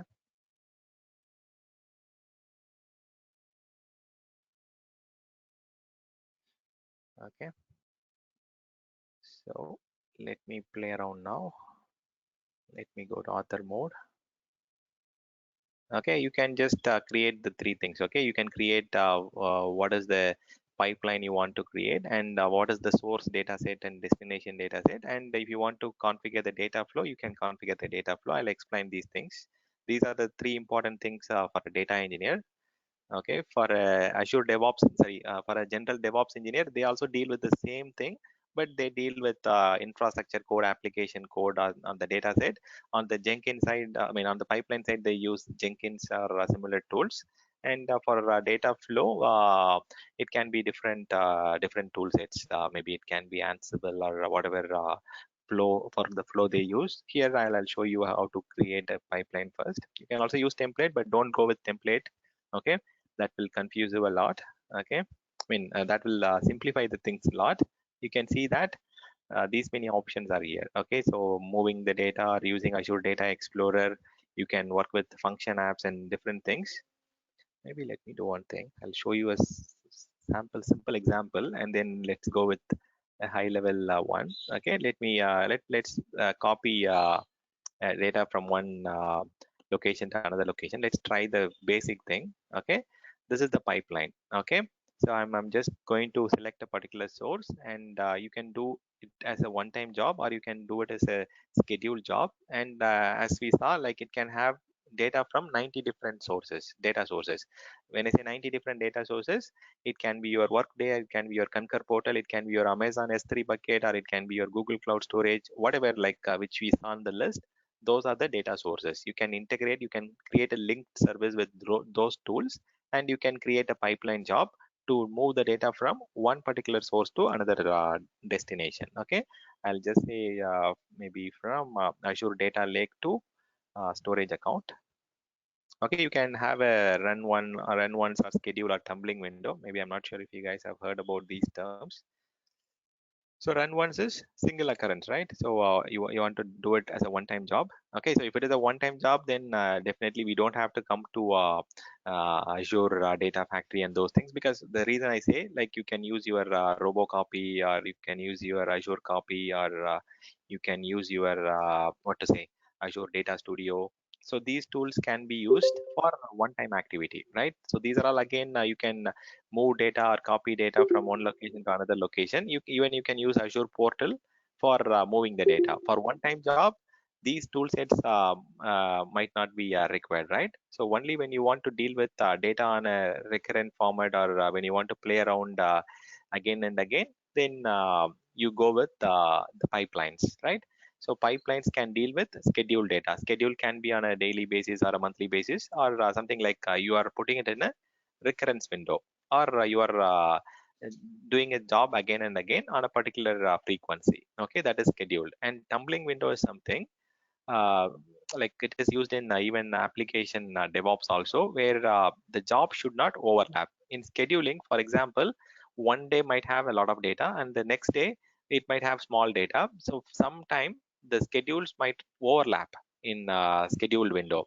The first job might not get completed. The second day job or the next hourly job might get started. So you can have a overlap here. But in tumbling window, you cannot have an overlap. It's non-overlapping. It's maybe, like, you can say it's a fixed sized window, or something. You can say this job should not run beyond this time interval, and so on. Okay, so that is what is called tumbling window. Tumbling is non-overlapping. You cannot have two jobs running, or you should wait until the previous job gets completed. Maybe these are the most frequently used. Even in some cases, people are starting to use event based trigger. Okay, you can do a manual trigger, like run once is something equal to manual trigger, where you are triggering a job to copy data from one application to another application, or one data source to another data source. Even you can say, like, when there is a new event happening, or a new file coming to an Amazon S3 bucket, or a particular application is creating a new database entry, this job can also get triggered. Okay, it can be a scheduled one on a daily basis, or a weekly basis, hourly or monthly, or whatever it is. It can be a tumbling window. This one is not there in the list, but you also have the option to have a event based trigger. Based on a particular event, the job can start. Okay, so that is what it is. Okay, for now I'm just going to show you run once. So these are the differences. You got the point, right? Any questions? Okay, these are all very important for the data engineer role. Okay, guys, ask questions if in case you are not following me. Okay, I'll show you some first file to file, then we'll see an example for database. Okay, let's deal with Azure to Azure first. Even if someone has something on Amazon S3 bucket, I can show you that also. Okay, I'll show you from storage account to data lake. What is the name we gave from data lake, right? So from data lake. Okay, we created Azure Data Lake Gen 2. So if you have created Gen 1, choose this. I'll select, I've created this one. I'll choose Gen 2. I'll just continue. So I'm just adding link to source. What is the source data? Okay. So for this, if it is another account, you have to add the account key from that particular storage account. Here I can choose my own subscription. and I can choose which is the source, data lake storage. And you can have a linked source, or you can select a particular file path. Okay, let me check. I'll go for a file path first. Okay, I can choose the directory. Okay, am I not getting the... Okay, so I'll just try this first. I'll just link it and then create it. You can also select the file system name, like whatever name I gave, right? Whatever Azure DLS1 or the folder name. You can give that particular path also, the location and directory also. Okay, so let me try that in case. Okay, so let me copy this. Okay, this one is Azure TLS1. You can either do linked service, or you can just go the file path. If there are multiple folders, go for file path. If there's only one folder, then you can use a linked service. Okay, that should be sufficient actually. So let me create it. Okay, I should have tested the connection. So always test the connection before creating it, because if there is some error, then you can get to know before the job getting error. Okay. Okay, I think this one should be fine for now. I have just added a source, and within this, I can just create a data set. What is the data you want to move? Okay, you can just go to the folder. It will list you the stand folder one, under which you can also go one line deeper and then choose which one you want to migrate. Possibly, I can say that I want to migrate these files, maybe the USQL files or the PostSQL. Okay, I just want to go with this post.tsv file. Okay, and if it is a binary file like text file or something, you can choose this, but I can just leave it for now. You can have up to 200 maximum concurrent connections. Okay, it can have 200 pipelines actively working at the same time. You can also say that the files created from this morning to this evening, or from Monday to Friday or something, like you can just, based on the timestamp also, you can copy the contents. There are multiple options. Okay, so just spend some time, guys. Okay, so these are all like very easy things to learn. Only thing you have to, it will fetch the type of the file. It has understood that it is a text kind of file. It is reading the file contents. Okay, it will automatically say like what is the content inside that. So it has got some files here, contents here. Okay, this is a post. Okay, so it is a online blog where someone have put together some questions and answers. Maybe let me try to move this one. Okay, and it is asking which destination you want to move. Okay, I'll just give a different destination instead of data lake storage. I'll create one more connection. You can connect it from application to application also. I'll show you one more example from database to data lake, something like that now in a minute. Let's complete this first. We'll see a basic example. Okay, let's try Azure Blob Storage. Okay. Okay, let me give, okay, let me select this. Okay, I'll select the storage account one. Okay, if you want to give some specific location, you can give that specific path, or else you can just give create. Generally give the name of the same storage account on the linked service also. Here I'm just taking the default name.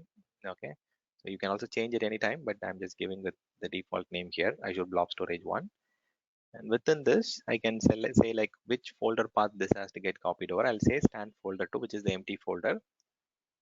Okay, and it is asking whether I want to copy a particular file formats, or you want to copy everything, and you can also have option to merge also.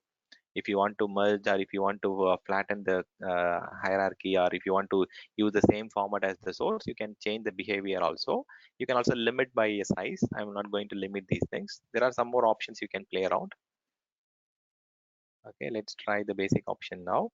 And okay, so as of now, if you want to accept only comma separated value, or if you want to accept some specific file formats, you can change it. But for now, let's try that. Okay, if it is working or not.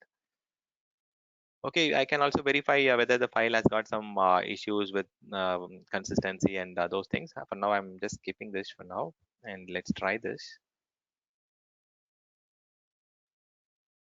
Okay. Okay, it is running. Okay, let me finish, or you can also monitor it.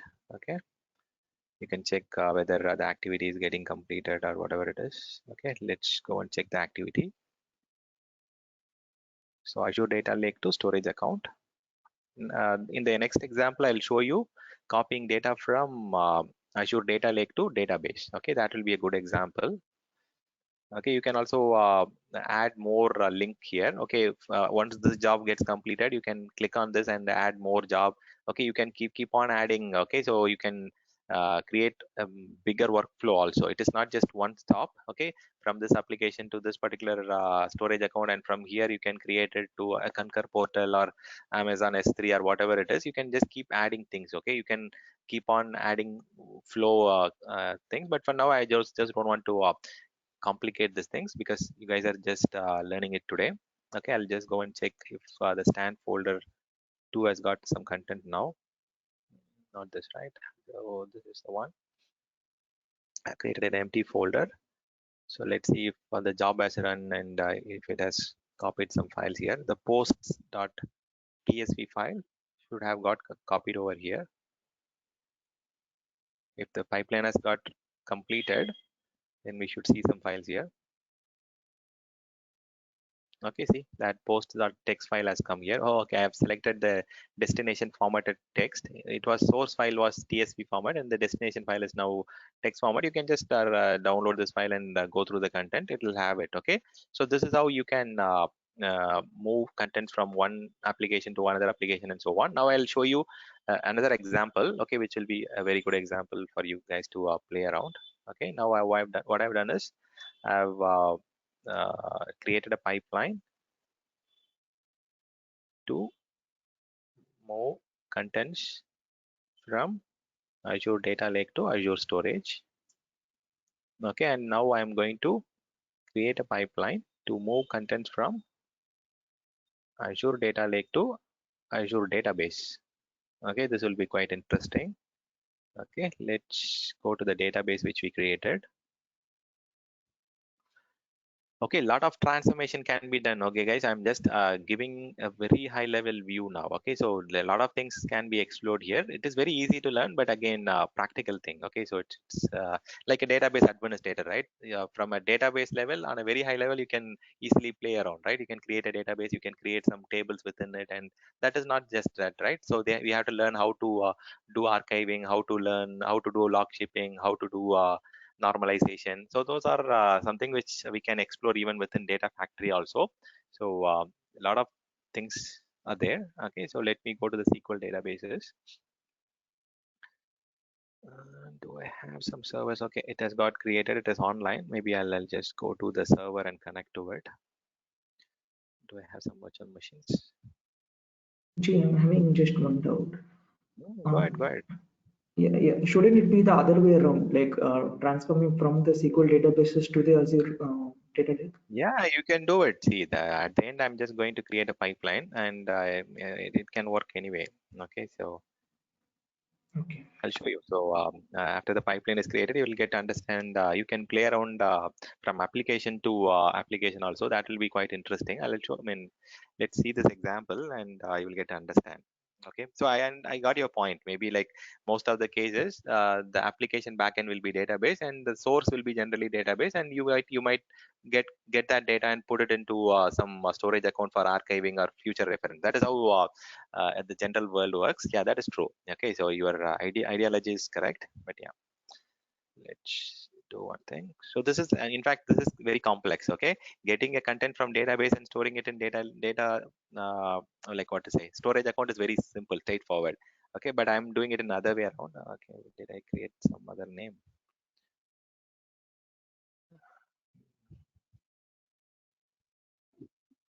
Oh, I see. Okay, I have used stand here. Yeah.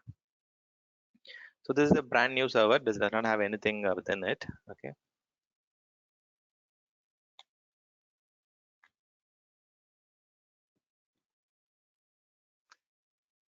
So I thought of taking Jenkins as an example for showing the pipeline also, but let's see if I get some time, I'll show you an example on how you can use Jenkins for the data flow. Okay, let me try this. Watch through this recording again. There are a lot of information I'm sharing today. So I did not type a lot of things because if I do that, it will take a lot of time. Okay, let me disable the firewall. I might need to add this server as a allowed source for the database management because I've added only my IP. This is my laptop IP. I have to add this IP also. Okay, good. So let me download Chrome or Edge browser, whatever is good.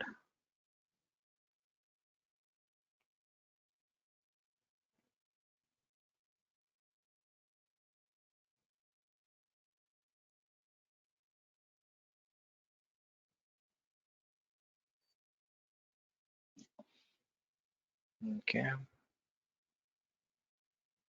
So what I'm going to do now is I'm going to connect to my Azure SQL database and play around with that.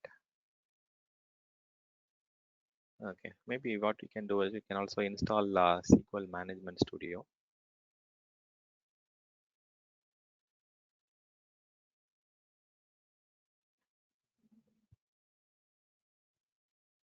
Maybe if possible, we'll also download SQL Azure Data Studio also. Download page maybe later. SQL Management Studio. Because we can see the output through this. Otherwise, you have to use, even you can use Azure database browser also, but this one will be much good. The view will be much better. Use the SQL Server Management Studio.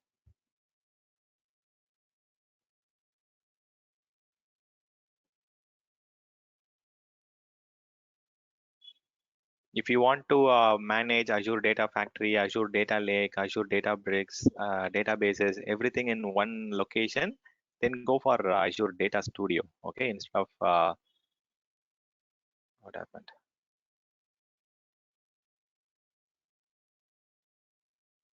Okay, maybe let's do that also. Azure Data Studio download.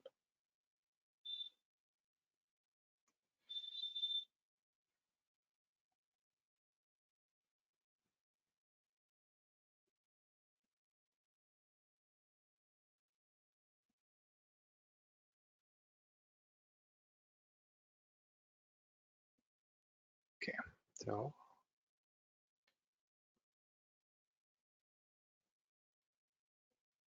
this machine should be much faster. Okay, so let me download the latest version. Okay, this one, user installer. Okay.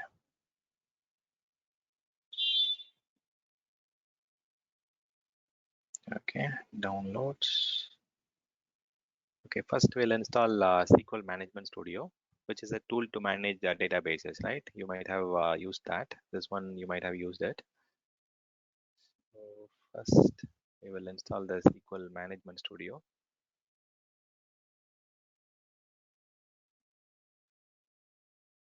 One minute, guys. It is taking its time to load. Okay, what happened?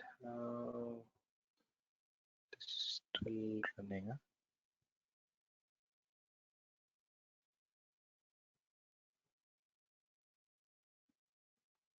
What is happening to that other download? Okay, let me install this first. SQL Server Management Studio is getting downloaded and then it is getting vanished.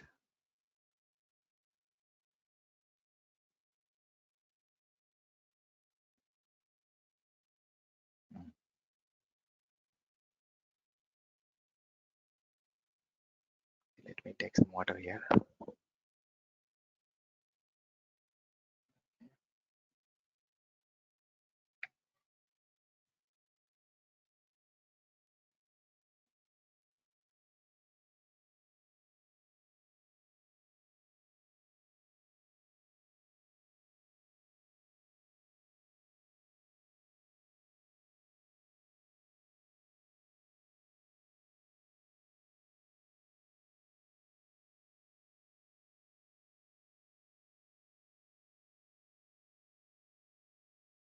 Okay, fine. Now it is allowing me to save it. Okay, good. Okay, let this run first. Okay, so let this get completed. Okay, I'm just downloading Azure Data Studio as well as I'm downloading SQL Server Management Studio. I'll install both of them to show you the output after the data gets completed, data copy gets completed. Okay, so this is okay.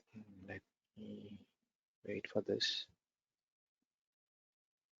Okay, this will take some time, guys. A lot. What we can do is, in meanwhile, okay, it's fine. It's fast, right? Okay, so I'll just copy this IP address, and then I'll go to the database, SQL database, and then I'll allow this IP address to connect.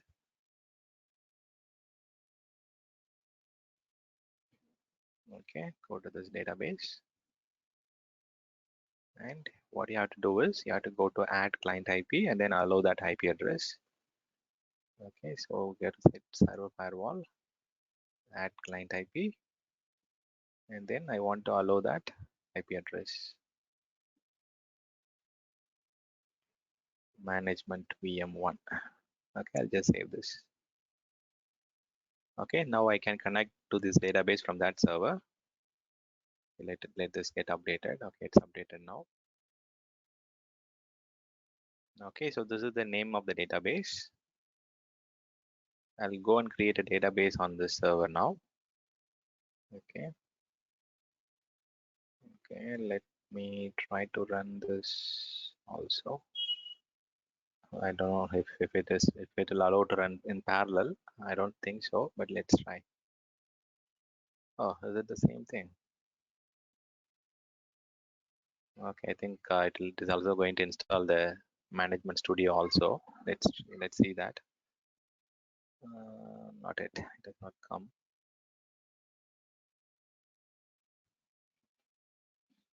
Okay, I'm just going to download that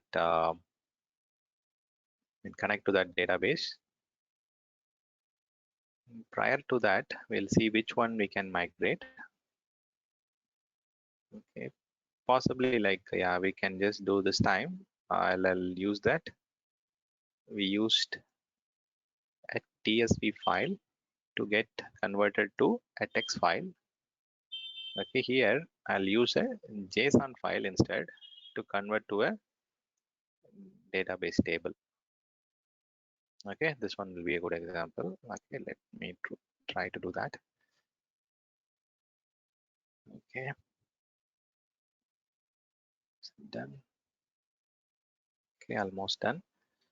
Okay, let's create a database once it is connected.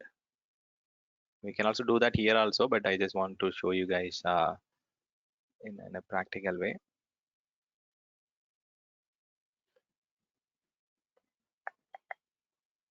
Okay, let me create one more job and I'll show you a quick example. Okay, so if you create, when you are creating a pipeline, okay, it goes and reads your file. Okay, for example, I was showing you some customer data, right? Let's take this as an example.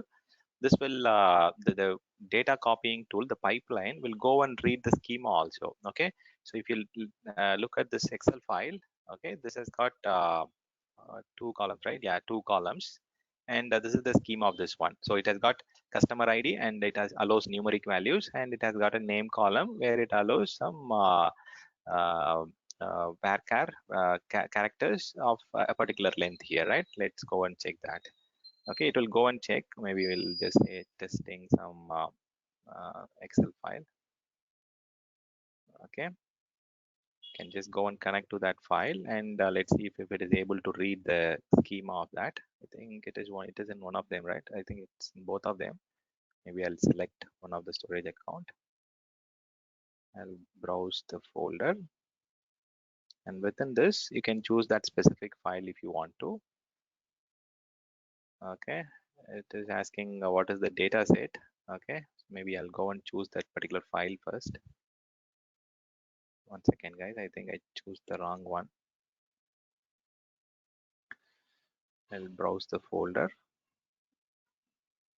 Let me see if I have the option to choose the file.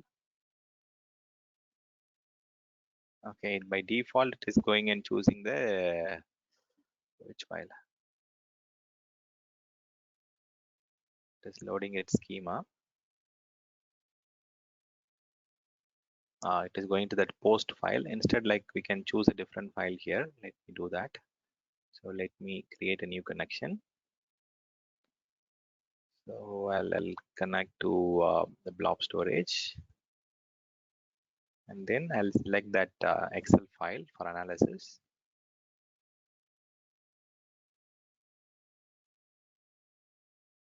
Let me choose the data lake storage.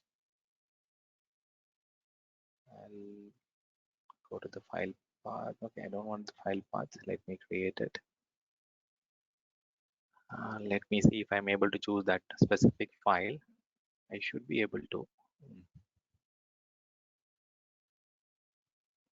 Okay, it is asking for data set. Now I can choose the file.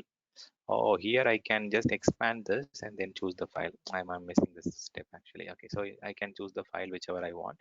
Even you can do it in the other connection also. I'm going to choose this file, and it is going to read the file, and it will tell me what kind of file it is. Okay, here it will say comma separated text format file, CSV file. This is the older Excel format, right? If it is an XLSX, it will say Excel format. Since it is a comma separated value, it is saying text format, and you can see that it is showing me whatever content is inside that.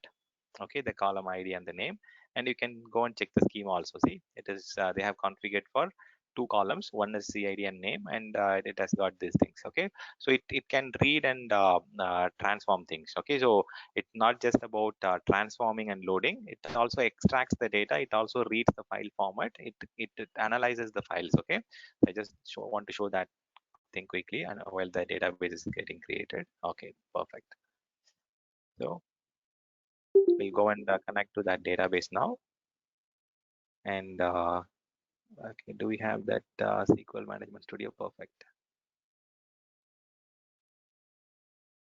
Okay, now let's connect to that database server.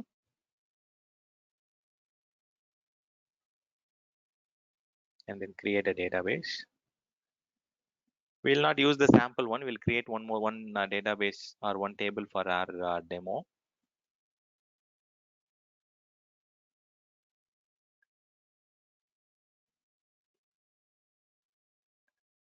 Have you guys worked with some kind of data pipelines previously? Like any exposure on data engineer work?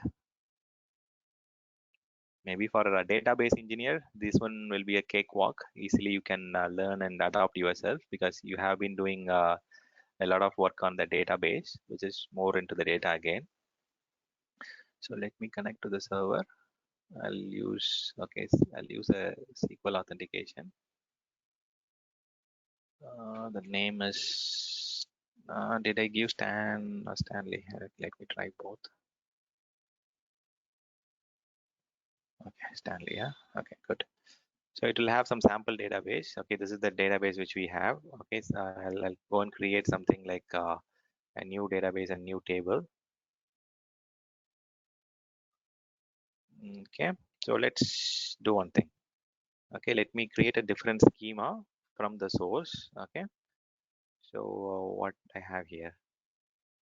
So I have got the schema here. Okay, so ID, F name, first name, last name, location. So this is the four columns I have in this schema. So similarly, I'll just create a schema which is very much similar but little different from here. I will say this is serial number, and I'll say that it can accept any numeric value. Okay, 18 characters is fine. So I'll say first name, and I can accept okay, varchar, right? Okay, it can accept 50. Okay, we have Magesh Babu, so nothing is beyond 10, right? That's fine. So last name, I'm giving a different column name here. I'm just relating it, but I'll show you how to do the mappings. Okay, this one I'll say it as address instead of location. Again, I'll accept something like a varchar. Okay, fine. So this is the destination table I'm creating to receive the file content. I'll say just again, I'll say weekend clash something. Okay, so now I have source, I have the destination. Now let's jump into the data factory. Okay, let's interconnect and play around. Okay, from JSON to database. Okay, I can choose any of them because those files are present in every blob storage. I can choose that file now. Where is the weekend? Okay, this one. Okay, I can go next. I can here I will get the error if there is some issue. If that comma is not okay, that comma. Oh, okay, it's reading only one content, right? The first content. Okay, at least like it is it should read all four contents. Maybe I'm missing comma here. Okay, so I think I have to add location here comma. Maybe at least like let's see if this record is coming over and we can just play around again. You can see the schema that there are four different schema: ID, first name, last name, and location. Okay, and it has understood that this is a JSON format. Okay, instead of text. Now I'm going to connect to a database. This is Azure database only, right? So let's, okay, not Azure, it's database. I'll create a connection to that. This can be any application or anything. Okay, I'm just connecting. Oh, don't we have that option? SQL database. I think it should be somewhere here. Okay, here it is. Okay, it can be an Oracle server or it can be anything. Okay, so there are 100 plus applications and tool sets. I'm just connecting to this database. I'll use the database name. Okay, I have not selected it yet, right? So let me choose the subscription. Let me choose the server name. Let me choose the database which I want to copy over. Stan database. And I'll use my username and password. You can also store it in Key Vault and retrieve it. But yeah, so generally we will store it in Key Vault only. We'll not enter it here. Okay, let me create. Okay, make it a practice to test the connection prior to creating the linked service. Okay, anyways, it's connected. Don't save it. Just give next. Okay, it is asking. Okay, it is asking for mapping because it is seeing a difference in the schema. See, that is what I was telling, guys. So if you look at the data set, okay, it is trying to check what is in the source and destination. This is a file here. Okay, I'll just go and check if there is an option. Okay, let me do one thing. Okay, let me use this DB weekend class as the destination. It is asking which table you want to migrate to. I have selected the database table which I have created because it has got a lot of tables, right? Customer, because it is a sample one which I created and it has got a lot of tables. And I've just created this one weekend class, okay, which is currently empty. You can just check that. You can just say select top 1000 rows. Okay, you can see the output. It is empty here. Okay. So let me go back. Okay, I've selected the table. Okay, go next. Okay, it is asking there is a error because the source table and the destination table have different schema, and there is an option where I can go and do a mapping. Which one is referring to which? One second, guys. I think I missed that step somewhere. Auto create with the source schema. No, not auto create. I have to do a manual mapping. How do I do that? Okay, here is an okay, here it is. So schema. Okay. Let me see.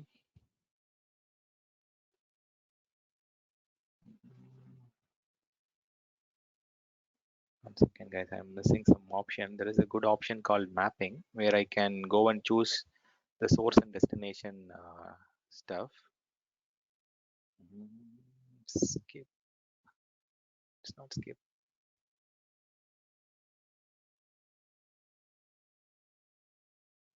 Okay, it is asking me. Okay, let me check here. I'm going for the new mapping. Let's see if there is an option here. It's asking me collection reference. Okay, here it is. Okay, good. So if you look at here, this is the source one, right? ID, first name, last name. This is the contents in the JSON file, and it is asking what I want to do on the destination side.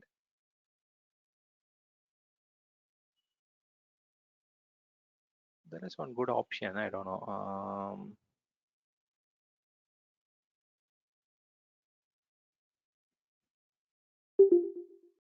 Okay.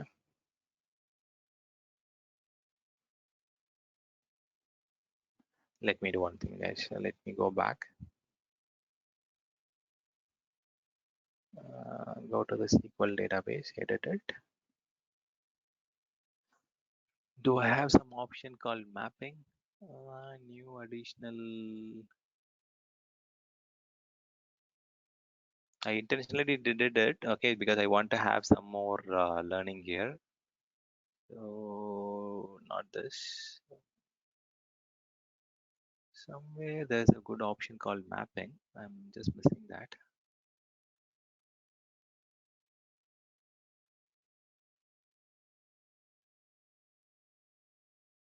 What happened here?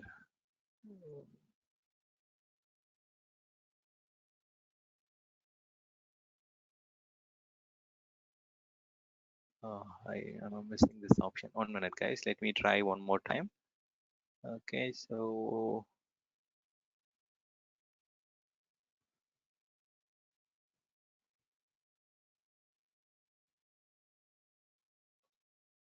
okay.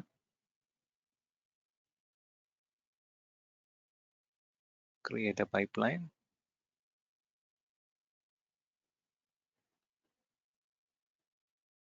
Okay.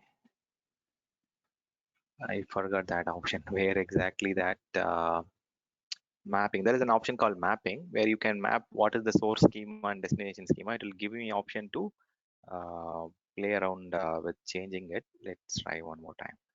Okay, let me select this blob storage. Click next. Let me select that file. Weekend. Let me click next. Okay, schema is fine. Okay, that is fine. It says file schema not defined. Okay.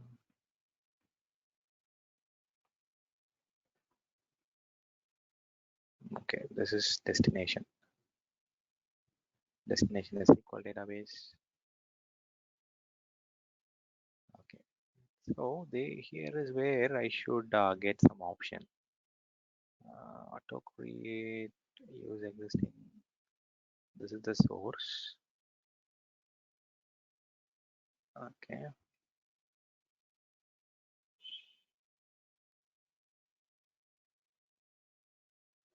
Oh, okay, I think the source should be customer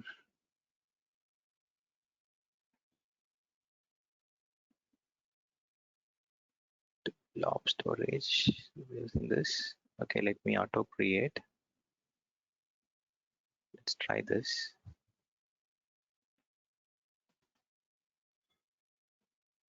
Okay.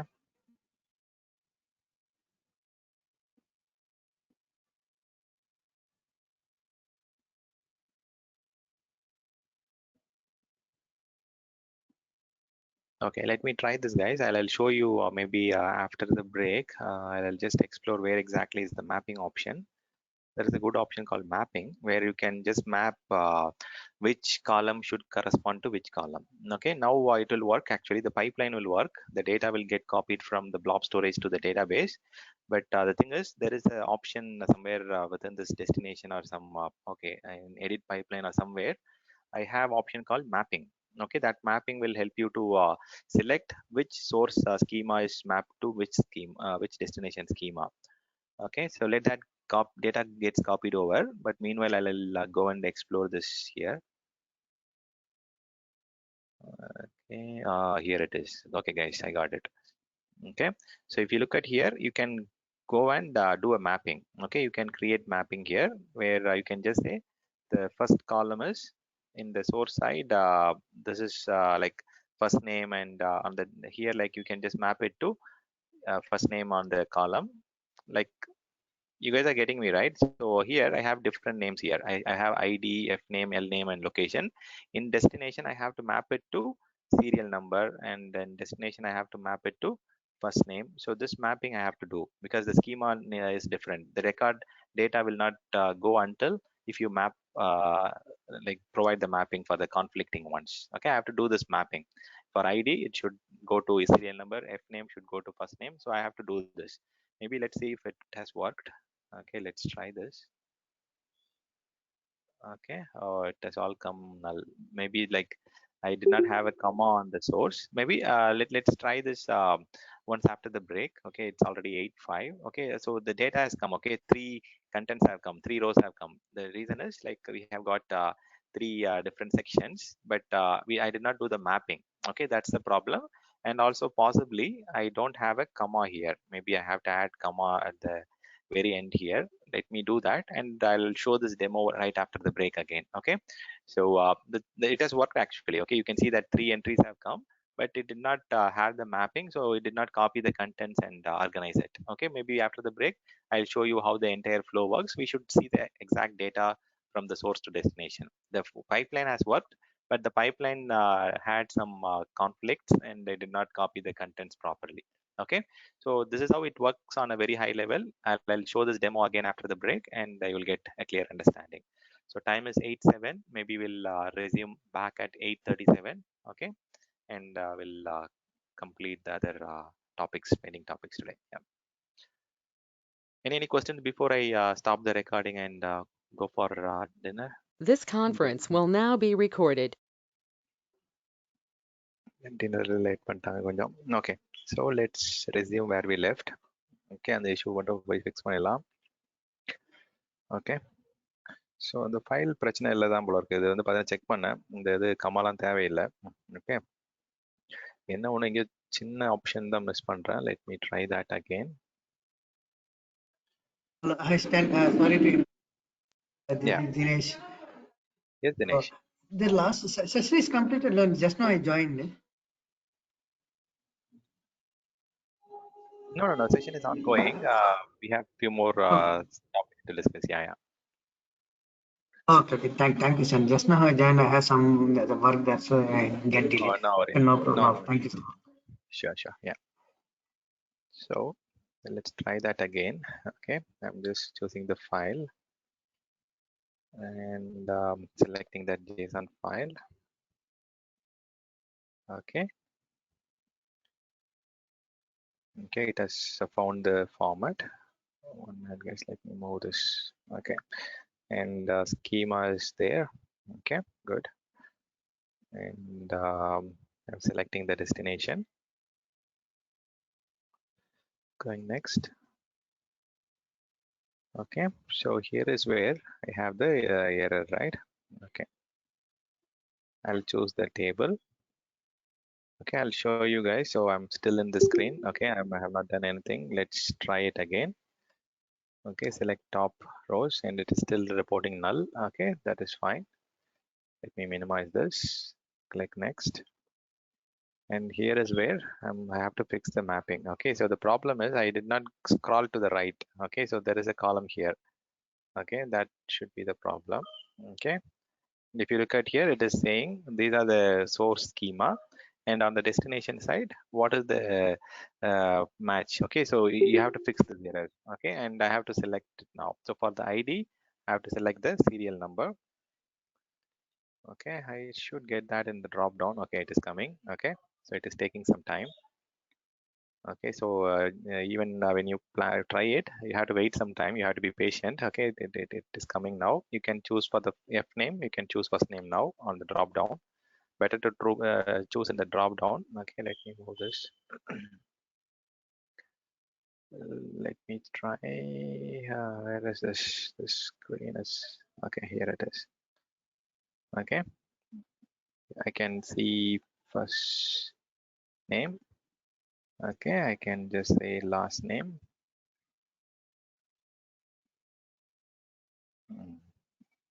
Okay, last name. Can go to the drop down, type for address.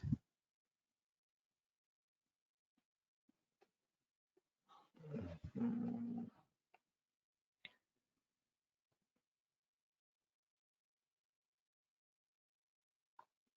Okay, address. Okay, fine. So now I should see the error is gone now. Okay, if you're playing around with errors, those data will get copied over, but it will be copied over as a null data. Okay, so that is the problem earlier. Now I can just try it.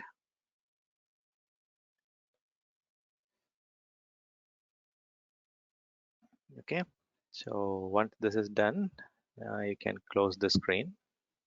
So wait for the pipeline to complete and finish it and then close the screen. Okay, so you can check the pipeline anytime. You can monitor it here. Okay, you can go to monitor and then check what is the current status. You can validate what's happening. Okay, so you can see that it is completed. It took 10 seconds for the transformation. Okay, you can also rerun it again. You have option to it. You have the option to monitor also. And now let us go and check. So here is where like you add the linked sources, like what are the different services you are playing around with the source and destination. Okay, so you can add applications also like Concur, whatever service now. A lot of different options are there. Even you can add a lot of Google Cloud service or Amazon services also. You can add here as a linked service. You can just go here and add the source and destination services. Okay, so Redshift, Cosmos DB. Concur booking portal, Amazon Marketplace. So you can add a lot of things. Okay, now let's go here. Okay, let's select. We should see the perfect. Okay, so the problem is it still has that old pipeline. So we can delete these things and then we can run it. You can see that the data has got copied over. Okay, this is what it was there in the JSON file. You remember, right? This is what we added, correct? So Mahesh Babu Chennai, Vishwanathan Bangalore, and Karthik Naraj Mumbai. Okay, this is what we had it. Okay, so the contents has got copied from the JSON to a database. And Subbu, yeah, we can do the other way around also. You can export it into an Excel file, or you can export it into a JSON file from database to. The only thing is like we are dealing with two different sources. It can be two different application, or it can be two different data sources, or it can be database to data warehouse. Okay, it can be anything. Okay, so it depends on the application that we are dealing with. You got the point, right? Yes, thank you. Yeah. Okay, guys. So I think we are good with this one. Okay. So any doubts, any questions so far, guys? So what we are doing is we are doing ETL job. This is the role that data engineer plays. Okay. They extract the data, transform it, and then they load it into different system. So we are at a very beginning stage, and we have more tools. Like let's play around with Azure or maybe Synapse Analytics first. Yeah. So Azure Synapse Analytics is having more services compared to your what to say Data Factory and Data Lake. Data Factory and Data Lake, they have got only ETL job alone. This can do more analytics. It can play around with even further amount of data. It acts as data warehouse especially. Okay, so maybe let on a very high level, when you compare it with data lake can deal with any amount of data or any kind of data. Okay, and I say any kind, like I'm referring to the structured, unstructured, semi-structured. It was able to work with JSON files. It was able to work with databases. It was able to work with CSV files. So it worked with all different structured. Okay, whereas Synapse Analytics, it cannot work with all kind of data. It generally it generally deals with structured and processed data. Maybe let me give a use case scenario in real time. I'll show some diagrams so that you get to understand. Okay. Let's see. Okay, just these slides are for data engineer, but I just want to show you some. hmm. Okay, here it is. Okay, so this is one real case example where this is the architecture where we have source files. Okay, this can come from an application like Concur or whatever application. It can be a Workday or ServiceNow, whatever it is, and it can come from a storage account or a server log, or it can be anything. Okay, it can be a source. Okay, we are getting a source and we are ingesting that data into Azure Data Factory, and this kind of transforms the data and then it further moves it to either a data lake storage, or it can move it to a storage account, or it can move to any further location, and you can use Power BI to visualize the data that we have got after the transformation. Okay, sometimes before you put it into Power BI, that data might need to be processed even further. Okay, so you have to structurize it more, you have to add some more schema, or you have to add more normalization, you have to do more cleanup. Okay, and you have to do some more data validation. Okay, if that is the case, then you can put it into Synapse Analytics. It is the new name for a data warehouse. Okay, so Synapse Analytics is something, let me just clearly document it here. Synapse Analytics is data factory plus data bricks plus data warehouse and Hadoop file system. Okay, it is a combination of all these things. Okay, so based on the application or based on the requirement, okay, some data engineer will work with data lake storage alone. For example, if he wants to move data from one source to another destination, like it can be application to database or storage to database, this can be enough. In some cases, you might need to have more control. You might need to have work on the normalization activity, or you might need to define the schema, or you might need more control. Example, maybe on some of the financial and CRM applications, you might need more control or more option to customize. Okay, so if that is the case, then people have to start using Azure Synapse Analytics. So this is not kind of software as a service. You can just compare these things as a platform as a service or software as a service, but this has got more control on the software layer. But I'll come to Azure Databricks, where you have control on the infra layer also. Okay, but I'll come to that little later. But for now, so Azure Synapse Analytics, it has got data factory functionalities. Data factory is nothing but what we saw now. Using data factory, we migrated, transformed the data, right? So that can be done using Synapse Analytics. On top of that, it can also have some more data warehousing activities. Data warehouse is where we process the data even further. Okay, we can just say, so in order for the business to consume, or maybe in order for better visualization, okay, in order for better visualization, like why we are visualizing things. Okay, so for business to take it, and then this is all business insight, right? So this will give you insight on where we are performing better, or what things we can do to improve ourselves better. So this all gives you inputs for improving your way of business, right? So that's the end objective. And sometimes your data might come and the transformed data might not be readily consumable. Okay, if that is the case, you have to process it more using data analytics, or sorry, Synapse Analytics, and then you have to transform it one more level again. Okay, so we have already transformed it here, but again, that is not readily available, or we cannot use it directly on the application or the Power BI to consume it. So what we can do is either you can prepare it more, or you can model it again. The schema can be remodeled or revisited, and then you can serve it for Power BI. Okay, so this is something, it has got analytics plus some more customization options available. I'll show you an example. Okay, so you'll get to understand it. But for now, compared to data lake is kind of just a storage plus analytics. Okay, 1 second, guys. Let me message him. Okay.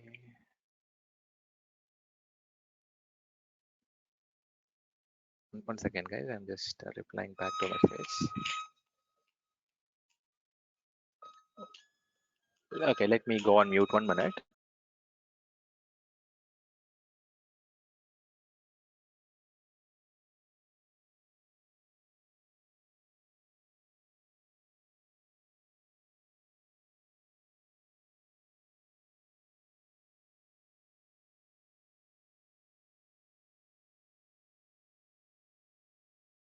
Sorry, guys. Yeah. So okay, so what I was telling is like this one is more. I mean, it provides you more granularity to play on the data. Okay, so even sometimes the analyzed data or the summarized data might not be directly consumable, and in order to have better decision making or better business insight, you might have to put it into Synapse Analytics, where it can get you more option to do some tweaking, and then it will get you the data for further business improvements. Okay, so it is not always business improvement. Sometimes it may be for historical, or sometimes it might be for some auditing purpose, or sometimes you might have to provide the data for some security and compliance requirement. Okay, so we are transforming the data that we have in order to use it for some business requirement. Okay, it need not be always business enhancements and business insight.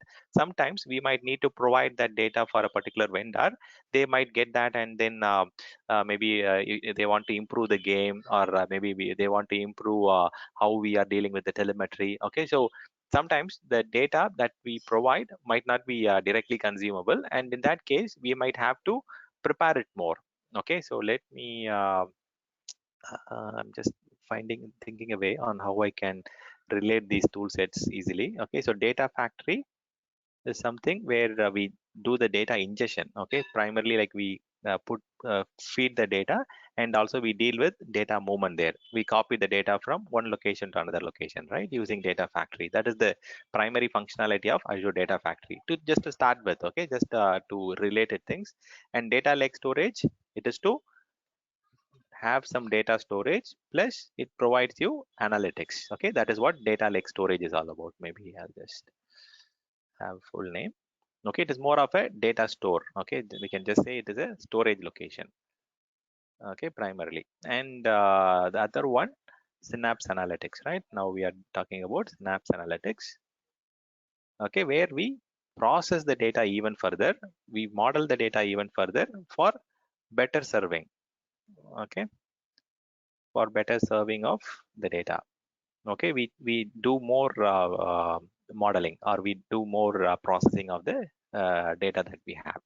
And sometimes we might have to train the data before we put it into Synapse Analytics. For training the data, for preparing the data, we might sometimes use Databricks. It is not always needed, but for some preparation or from training the data to be put into the warehouse, we have to use Databricks for even further thing. Maybe this one should come before it.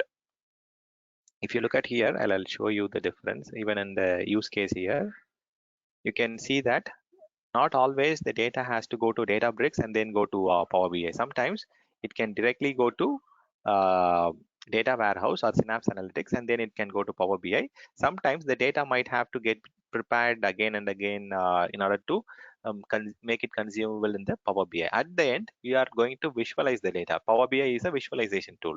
We are going to get details about our business pattern, about how we are how the users are using the gaming application or mobile application, or how the data flow is happening, from where the data flow is happening, or how our accounting model works, or how the financial thing is happening, or how many orders are happening from where. So this is all reporting, right? So different industry vertical might use these tool sets at different layers. Some might use only two tool sets, or sometimes like it might be just only analytics alone. So okay, it depends on the use case and what kind of data we have to play around. Okay, so this might uh, differ case to case based on the application and data that we have to work. Okay, so at least like you guys have to just understand it on a very high level.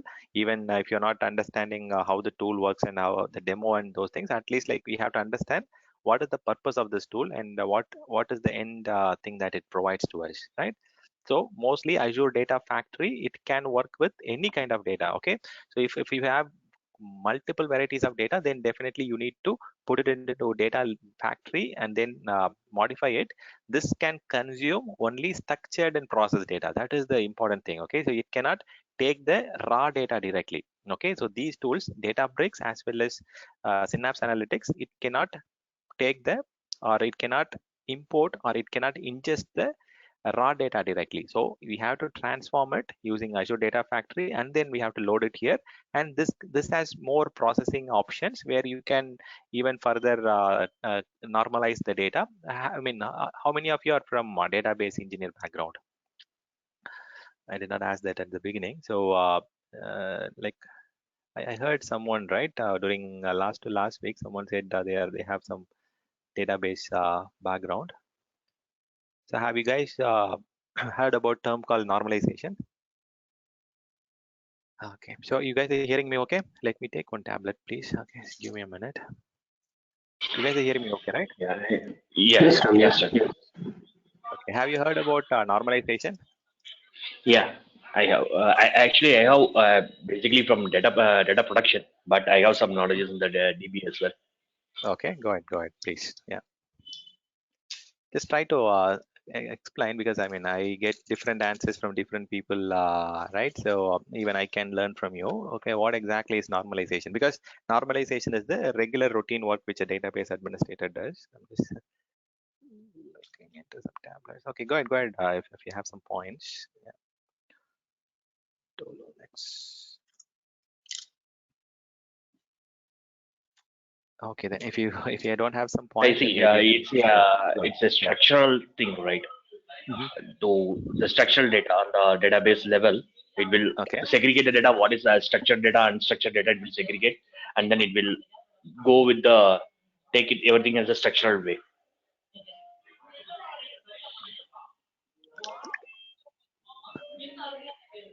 Okay. So yeah, that is kind of correct. Okay. Any other points from others?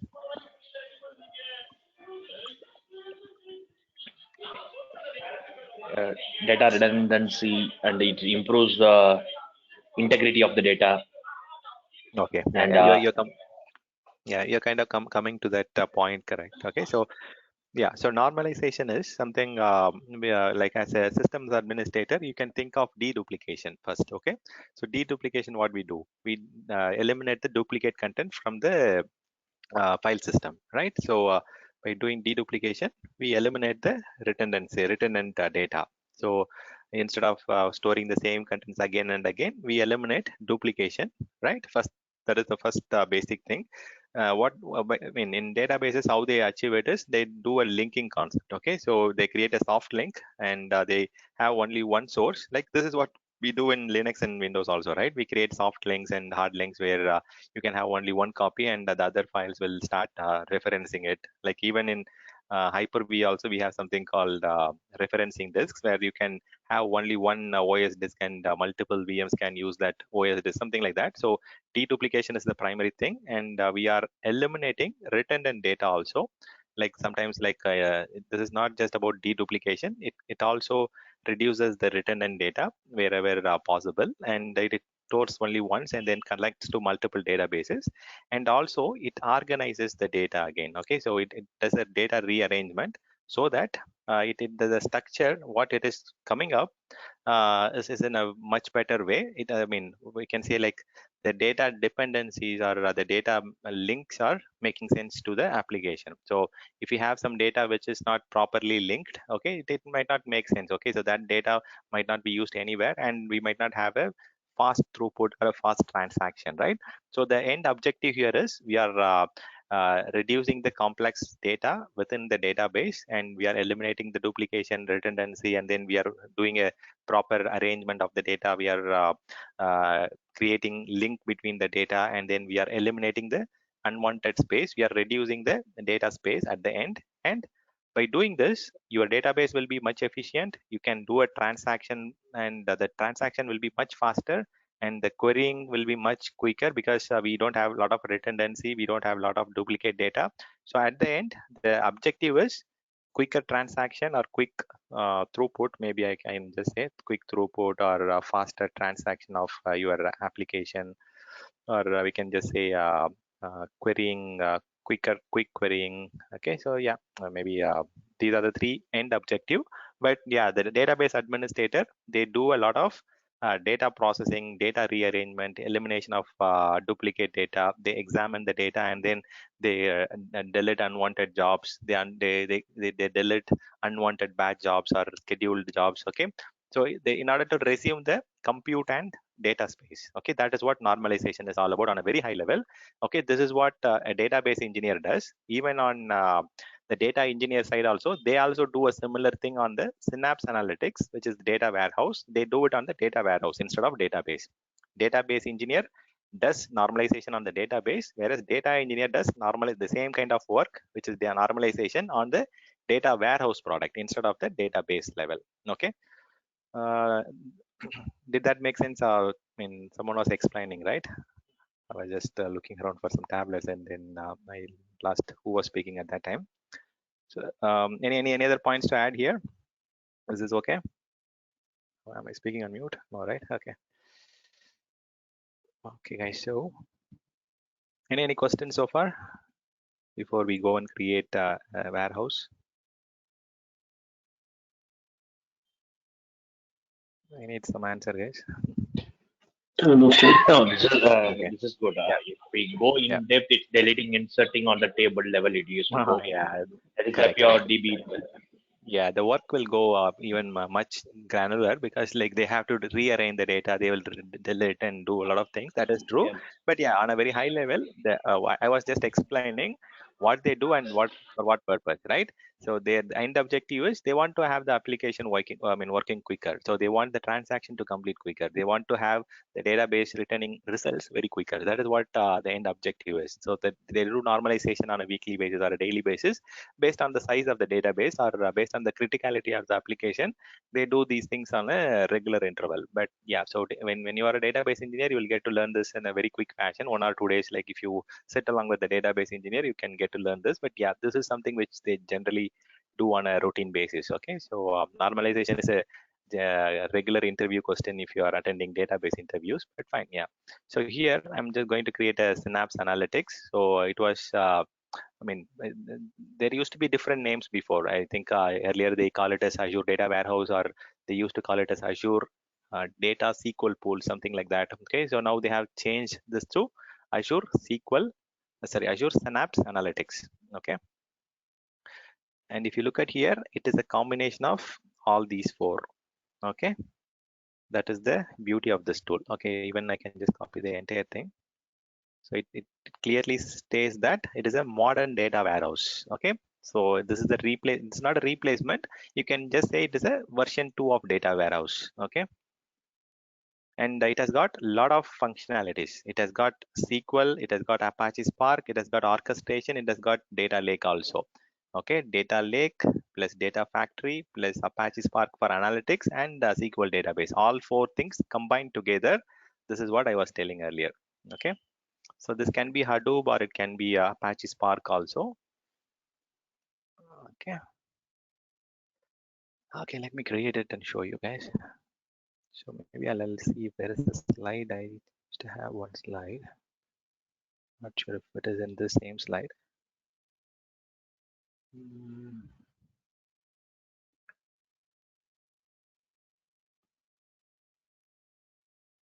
Okay. Okay, so I think this will help you summarize things very easily. Okay, in Azure Data Factory, what we did, we created pipeline, we selected the source, we got some output, and we can also link it to other services like your Concur, or your ServiceNow, or whatever tool sets. Okay, that is what all Data Factory is all about. So we have input data, we have output data set, and we are managing it through pipeline. And we generally have to link the services before we do all these things. So these are the four different components which is important in Azure Data Factory. So this summarizes it very quickly. And I don't know, so if I have something for data warehouse, Synapse Analytics, I did have some slide before.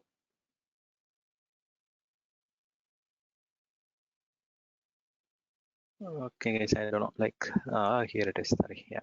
So if you look at here, this is the case before 2 years or 1.5 years. Okay, so we get raw data. Raw data can come from servers or log files or some storage account, some social application. It can be from IoT. It can be from your business application, some SQL database. Structured data is database, right? Yeah. So it can come from any raw format, and we put it into data factory. And from here, it goes to big data, and then it goes to data warehouse, and then it goes to visualization. So this was the flow before, and this has got changed to one product which is called Synapse Analytics, which has got all 4 components within that. Okay, earlier we used to have 4 different components, and we have to deal with 4 different products and services within Azure, and we have to link everything manually. But now we have one single product called Synapse Analytics, which is a combination of data lake storage, SQL data warehouse, data factory, and also big data. So all these things combined together, and we have got new service called Synapse Analytics. Does this make sense now? Okay, it used to be different services earlier, and we have to manually create the links and play around, and we did not have a one-stop solution. Now it is a one single stop solution, which was recently done. I think maybe 1.5 years exactly. I mean, maybe, yeah, 1.5 years or 1 year before they did this. Okay, so let me create it. Okay, so these services are heavy cost services. Okay, if you create it, remove it again. Okay, so workspace is where we play around with creating pipelines and those things. Let me create a Stan workspace one. Okay, I'll create it in MistUS. Okay, and I'll create a name. Okay, it is asking for which data lake storage to use. Okay, I can create one new data lake storage, or I can use the existing one. I'm using the existing one. So as I said, so it also has data lake storage within this. Okay, so data lake storage is part of Synapse Analytics. You can use it as part of Synapse Analytics, and you can use a specific folder. I have selected folder 1 again. Okay, and it is asking it needs a SQL credential also. So be clear, guys, it also has SQL component also within this. Okay, so Synapse Analytics, it has got SQL plus Apache Spark plus orchestration and ingestion. Okay, all 4 combined together is SQL Analytics. So I'm configuring the SQL portion of it now. Okay, it has got inbuilt database option also. I'll just name it as Stanley. Okay,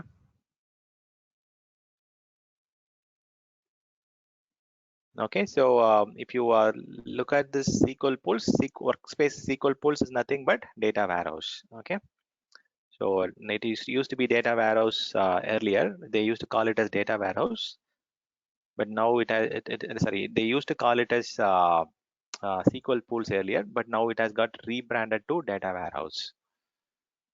Okay, so let me go and create it. So these days, okay, Microsoft has changed the way things work. Okay, earlier they used to they will not provide this virtual network option. Earlier we used to have shared VNet for all the services, whereas customers were very concerned that their services are hosted on a shared VNet, where even the competitors' services might end up on the same network. So now every provide or every consumer, they want their own network, but again this one is more security, but you will have more control on the network traffic, where you can play around on the ACL and security group, but it will be more work for you guys. But yeah, so more security, more work for you. Okay, so you can have your own virtual network to host the service. So this option has been enabled on almost all the services very recently, like less than 6 to 8 months. So earlier, like we did not have option to choose VNet for these services, but now every consumer, or majority of the consumer, they are looking for control on the network level. Okay, so now Microsoft has allowed it. Okay, so which is good, and you can create it.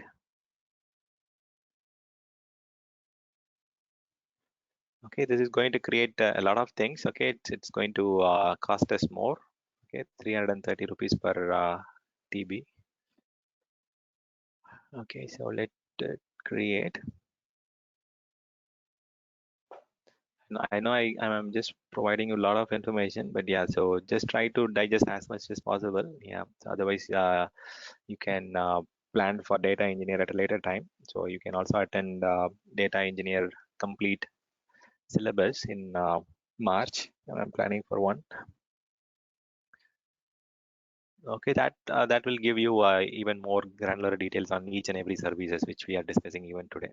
Okay, we'll spend one tool on one day. Like even we will not be rushing like this.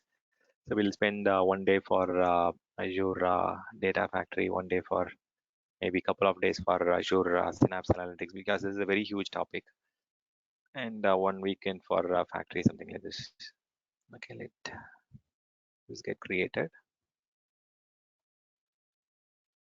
And that I'm planning to cover Power BI also within that as part of the data engineer track. So this is in high demand now. A lot of customers or a lot of people are looking for Power BI. It is the best visualization tool in the market now. So yeah. So let this get created. Meanwhile, let me check.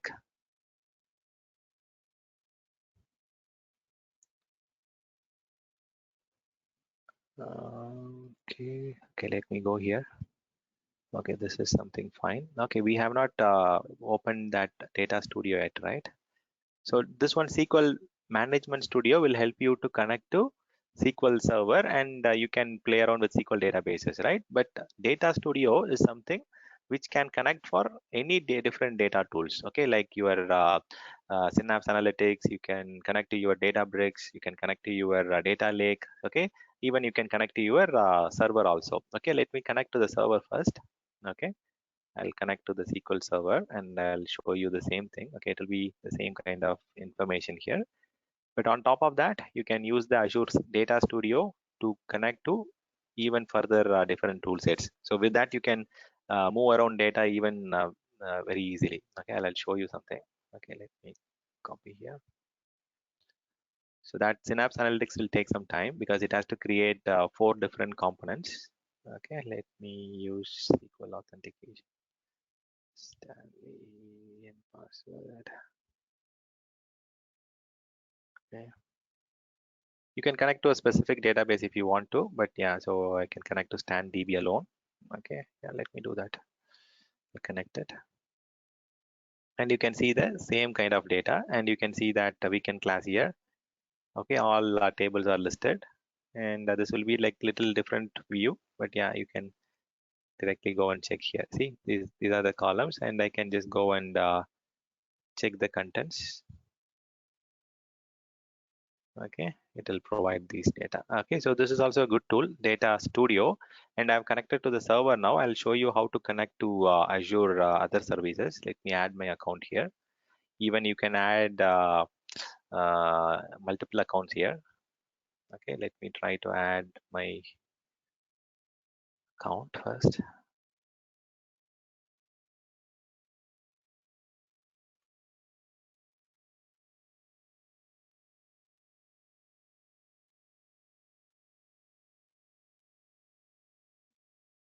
I'm audible, right? You guys are following me, okay, right? Okay, my account has got added. Yes, no? Yes, sir. Yeah, we can hear you. Okay, fine. So if you look at here, now I can see that I have this account added, and you can see whatever services that is there within the, see all different data services are listed. Data Explorer, database, SQL database, whatever we have in Azure, everything will be listed now. Even the Stan workspace, which we are just creating, the Synapse Analytics, right? So that is also is getting listed here. So everything you can add my client IP. This is very user-friendly tool. You can add a range of addresses. Okay, it will take some time because it is just getting created. Okay, I can go and add it later.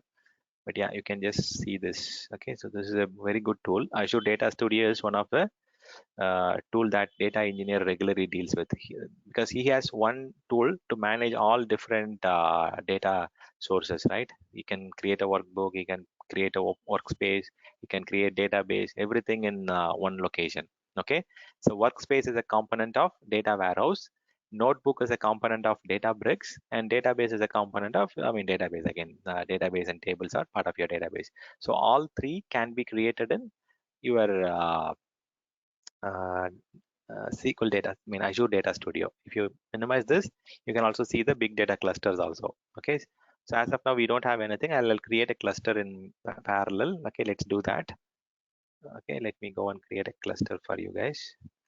Okay, this one gives you more granularity on the infrastructure layer also. You can choose what kind of CPU you want, what kind of memory you want. This is also similar to that other tools, whereas you get option to choose the cluster for the backend Apache environment, Apache Spark environment, or for your Hadoop cluster, you can choose what kind of server sizing you need. Okay, so that option is provided using Databricks. So all these tools does the same thing, but it provides you more different levels, like service level is different. So data lake, you just use it as a service, like kind of PaaS service. And if you go to Synapse Analytics, you get the option to choose what SQL version you want, or what kind of application layer, platform layer you can choose. This one will give you option to choose what kind of backend servers you need for this. Okay, let me try to create it.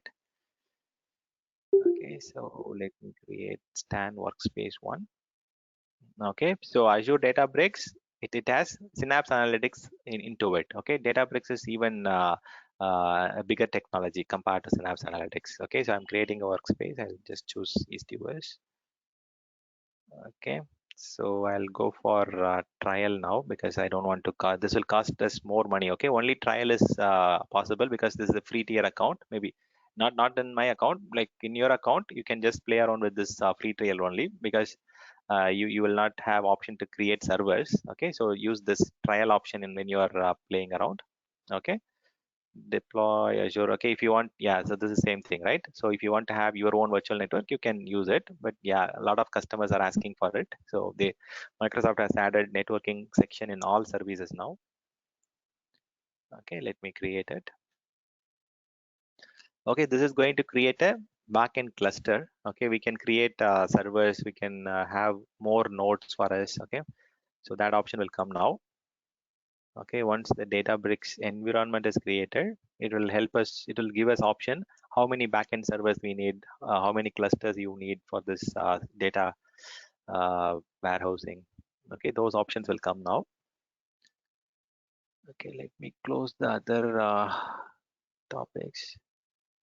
So this one, you guys are clear, right? I'll try to delete this one to resume some space. Okay, so if in case you want to have more easier way to play around, what you can do is you can go to home on this one is data factory, right? So you can go to home, and in this you have option called template. Okay, so with template you can easily create resources. Okay, it gives you a straightforward option. Okay, you don't have to even create pipeline like how we did. There will be templated pipeline options. You can just go and select a graphical method. For example, you want to copy data, means you can select this. On the scroll down, you can just say what you want to do, whether you want to move data from database to data explorer, or bulk copy from database, or what you want to do. Like you can select what is the activity that you're planning, from files to database, or maybe from Hadoop file system, or Netezza to Azure data lake. Okay, there are a lot of options. Okay, so as a data engineer, they will be dealing with only these things. Okay, you can select whatever option you want to. Like even you can clean up some things also using pipelines. Okay, it is not just data copying alone. You can also archive, you can also delete, you can just do a delta copy of a content from one particular location to a database. Okay, so you can do a lot of things. So you can select something here.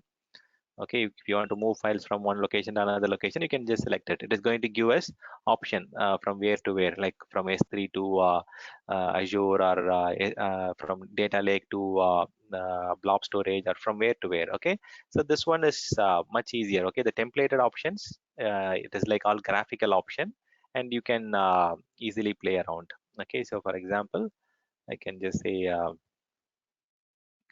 okay, go to this metadata. Okay, let me do one thing. I have the screen. Okay, so you can just select data source as data lake storage, and destination is, let me just scroll this. Okay, I can just say, I mean, for example, I'm not seeing the other options here. It is there below. Okay, maybe I'll just choose this one different. Okay, you can just select this and then use the template. So it will automatically populate the template, source and destination, and you can start playing around things. Okay, so template is like very straightforward. Okay, compared to your pipeline creation, you can just see 4 resources and it created a pipeline. It started moving the data also. Okay, so it's pretty straightforward. It works much faster. But when you are playing around with templates, you have to be extra careful because some option it will automatically select as default and move things. Okay, so you have to be very careful when you're playing around with templates. Better to go with the way that I showed you earlier. Okay, whereas you have better control where you go and select which linked service and which data you are playing around, what is the type of data, what is the schema. You get more options when you go with step-by-step options. So this template is useful, but it will cause a lot of concern. Sometimes it will overwrite the data, or it will cause some unwanted confusions. Okay, you can use template if your destination is empty. Okay, if you're playing around with some test data and you have some better backup, then template is much better. Okay, so that is a quick heads up, guys. I mean, maybe it's like not, I have not covered a lot of things. There are few more things which I can cover, but I want to limit myself here so that you don't get too much confused. I'll delete that data factory.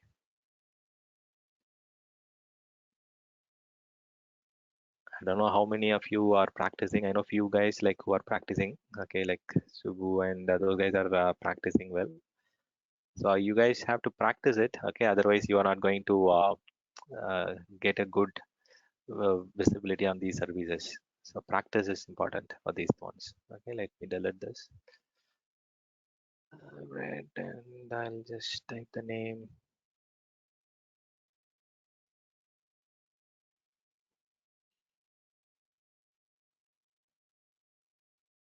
So these are all for DP200 exam, guys. Okay, you don't have to worry about these things for your regular exam. Okay, and maybe I'll just quickly summarize. Okay, so for your the next exam, I think many of you are preparing for AZ 104. I mean, almost all of you have written 900.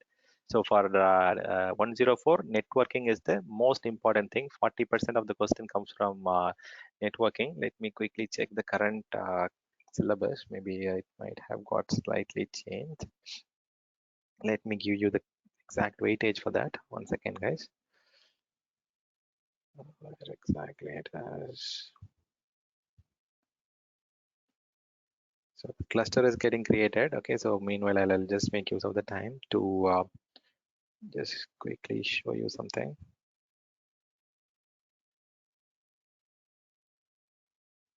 Okay. So majority, like almost 35 to 40% are around networking. So if you have networking thorough, you can, I mean, most of the questions you can answer in AZ 104. And next one is the compute, where you get close to 25 to 30% of the question comes from here. Okay, which is virtual machines and those things. And the next one is the storage, where you get 15% of the questions. Okay, so it is plus or minus, right? So from 10 to 15%, 30 to 35%, something like that. And identity is the next thing.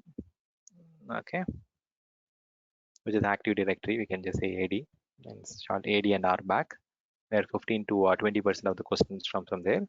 And the next one is backup and Azure topics, right?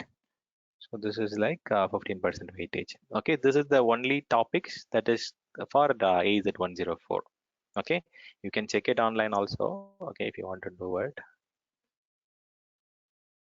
Okay, you can go here. So only those topics, if you prepare, you can complete 104. You don't have to prepare for containers or app services or those things. Okay, you can just check this here. So this is what I was typing there. Okay. So this is identity and governance, which is the AD 15%, and storage, which is 15% again. Networking is 35%. This one, and compute is 25 to 30%, and this one is backup and monitoring is 10 to 15%. Okay, so with this 5 topics, you should be able to appear for 104, And the next exam, which is focused on this course, is AZ 303, right? So for AZ 303, again, one second, guys. So the primary topic for that is security topics, security, RBAC, and those things. And next one is app services. And whatever, like we are discussing the data related storage account, database, and whatever we are dealing today, data. Okay, and then monitoring, patching, and governance, or whatever backup and those things, right? So this is all related to AZ 303. Okay, so any questions on this? Okay, so you have to prepare in such a way that you are focused on the specific topics for the exam. Don't keep on studying everything. Okay, so if you complete these topics alone, you should be able to clear those exams. Okay, whatever we are discussing today is all related to DP 200 related thing. Okay, so I want to make things clear. So any questions on that?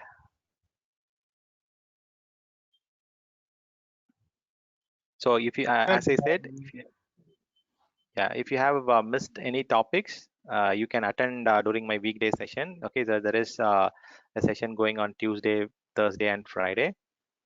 Okay, and this is morning 8 to 10 p.m. Okay, if you have missed some topics, you can attend it here. Or if you want to attend it on weekends, the same time is available from next week. Okay, so you can attend the missed topics, or even if you want to refresh it also, I'm okay with that. Okay, so yeah, go ahead. Sorry, Stan. I mean, I was talking. I think I was talking while on mute. So yeah, we are maybe. preparing for 104, Stan. Yeah. You know already, right? So I already Yeah. told you, and myself and Vijay are working on that on a regular Yeah. basis. So actually, we went through the last dump what you provided. So usually we just try to understand each questions and try to work out in the lab, and then find out Correct. how it works and all. So Yeah. there are we have few clarifications. We Yeah. thought we will discuss with you maybe once you're done. I Sure, know sure. we are focusing on different exams, so we don't want to bring that. So Today, do you yeah, think we can touch base on this today, or Sure, maybe we will do it later when you are? Yeah, we can connect later. I have got some tablets. I have taken some tablets. Okay, so as I said, I had some stitches in my mouth for some That's wisdom the tooth reason I wanted to. I didn't want to disturb you. Right. I'm already kind of a little dizzy now. So I mean, I say like it's drowsy. Okay, so No problem, no problem. You yeah, take care. Actually, we have few yeah, questions and one more thing. yeah. So, We can connect. Yeah, whatever the you gave, so is it? I mean, we yeah. know we could able to use the patterns with AZ 900, but with 104, we would if we prepare for those questions and understand those questions, specific concepts, we should be good, right? Yes. We should be pretty much good. Even day before yesterday and one day before, a couple of people completed. I'm just checking if they are from this batch. 1 minute. Who was those? Sure. One is Ebenezer, and he's not from this group.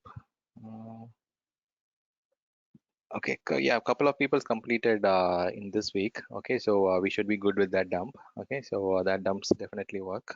I mean, it's working.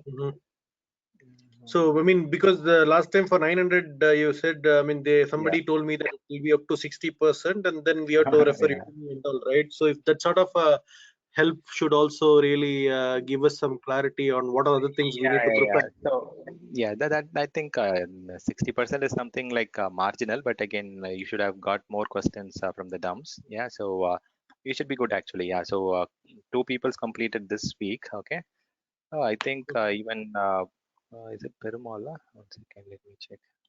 Too many Christmas, New Year, Pongal wishes, right? So I'm just getting lost track of those completions. Okay, anyways, I'll check. So, but anyways, those dumps definitely work. Okay, so a couple of people completed 2 days, 2 or 3 days back. Yeah. Okay. So, Yeah.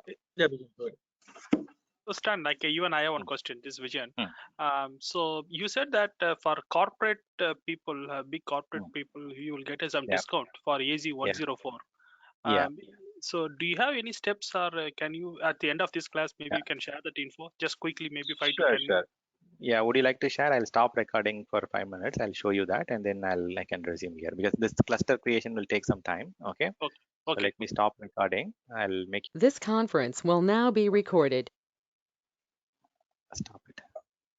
When This you are conference will ready to now be start. recorded. Yeah, for you it should Yes, work. I have already claimed it, Okay. but Yeah, I yeah. claimed in my TCS asset. So See, since it's my personal asset, so I have to start from Yeah. scratch. see, we just gave the Daimler ID, right? Email Yeah. ID. Yes, Daimler ID. So I think then it should work for me as well. Yes, Yes, yes. yeah, yeah. Sure. Okay, then. So coming back to the data bricks. Okay, so okay, we've got only 14 minutes. Huh? So, yeah. So let me try this here.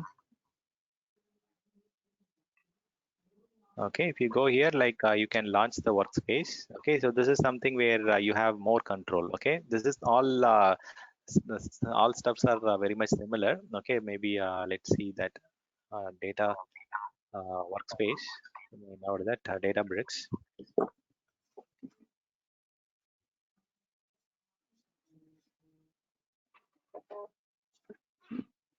But again, for what is his name, Ashok, you have to just go through the same error. Okay, use the company ID first, and then it will give you the corporate Office 365 ID, and then use that corporate ID to claim it. Okay.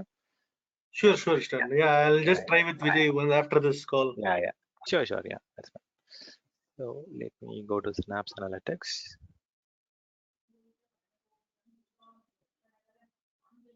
Because in US it will cost you more, right? So in India it's fine. I think it is around 5,000 or something like that. In US I think it is around 7,000 or 150 $150. So it's yeah, almost okay, more high. yeah.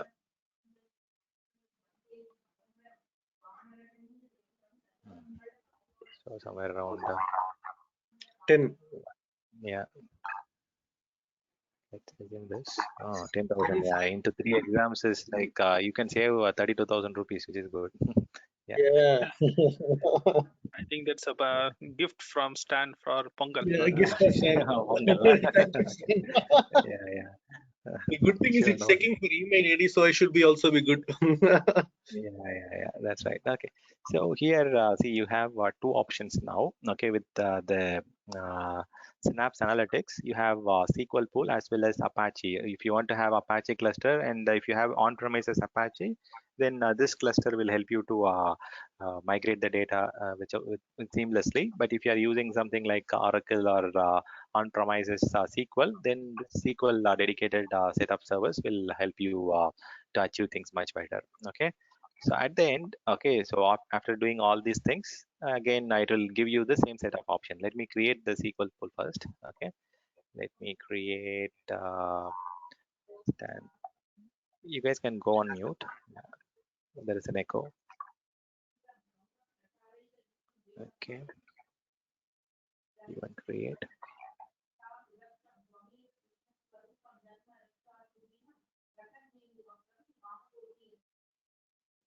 Muted him. Okay. Okay, so let this get created. Okay, and once this is done, you'll get all same options like what we got in Data Factory. Okay, this is something we have option to select how many servers we need, what kind of cluster we need, or what kind of analytics engine we need, whether we need a SQL engine or we need a Apache Spark engine. Apache Spark engine will be much costlier and it will work seamlessly if you have on-premises Apache Spark for analytics. Okay, so that gives you seamless migration experience. But if in case you have Oracle or MySQL or PostgreSQL or Microsoft SQL, then SQL pool will be much better. Yeah. So similarly, I think.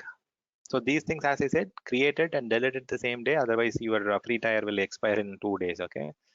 So these are all high cost services.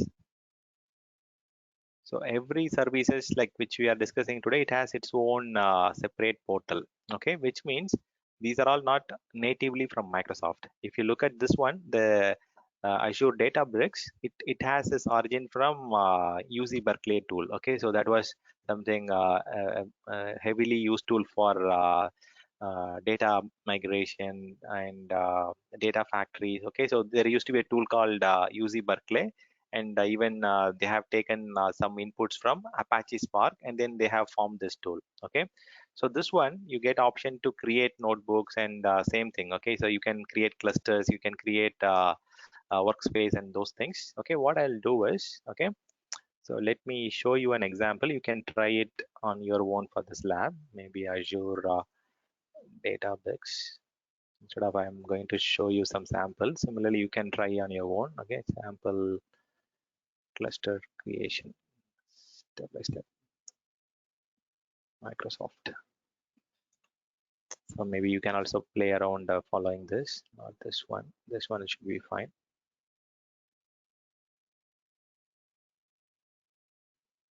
I'm hearing that guys are also doing good. Okay, these guys like K21 Academy, this is also good, but again they cost you more. That is the problem. They are a training academy, training center.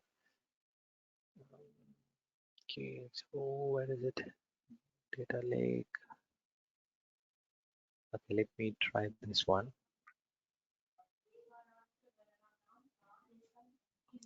While you're looking at this, so when we are planning to start the AWS, AWS February 2nd week or 3rd week maximum. Yeah. Okay. So complete these exams first. Okay. Yeah. By the time I think that should be good.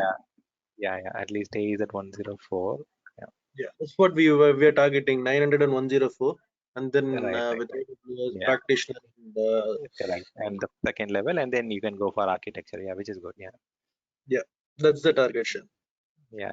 So perfect. See, if you look at here, this use case, they are directly taking the raw data into Azure storage, which is Azure Data Lake storage. They create a storage account and enable Azure Data Lake, and then they are preparing and training the data using Azure Databricks. So it is not that it has to always come from Azure Data Factory. No, it is not the case. You can also get the raw data directly into storage account, and from there you can pass it on to Databricks, and you have some step-by-step options on how to play around this. Okay. If you look at here, right, it gives you a step-by-step instruction on how to create a cluster and how to copy contents. Okay, so it gives you step-by-step samples, and you can create a cluster on your own. Okay, it takes a lot of time. Maybe you have to create the cluster first, and then you have to pass the data. Maybe like I'll give you this link. You try it on your own, or else I can show you later, like even if time permits on the next weekdays or weekend batch, you can get this one done. Okay, let me put it here. Maybe let's complete at least this one first, the Synapse Analytics. Okay, if you go to the workspace, so everything has its own portal. This one is show database. Okay, you want to play around this one first. Synapse Analytics. Okay, we should have the cluster here available now. Okay. Okay, if you go here, then you should get an option to do the workload management. Again, the same kind of activity, whatever we were doing. So you should be able to open this in Data Studio or Visual Studio, and you should be able to do the data copying and those things. Okay, you can just launch the Synapse Studio. So you can see this is a separate portal again. So all these data management tool sets, it is from different product vendors and different tool sets where Microsoft have reused it, and then they have provided it in a customized way as a platform as a service. Okay, they have created a server on the backend, cluster on the backend, and they are providing you through some PaaS model services. So, and they have not directly completely integrated these things into their Azure portal. Okay, so these are all different portals now. Databricks is different portal, Data Factory is different portal, Azure Synapse Analytics is different portal. And once this loads, you get the same set of options, okay, like how we got in Azure Data Factory. Okay, let this get loaded, and then we'll kind of complete for the day. And how is Pongal celebration in US? Is it like you guys have some temples to go around nearby?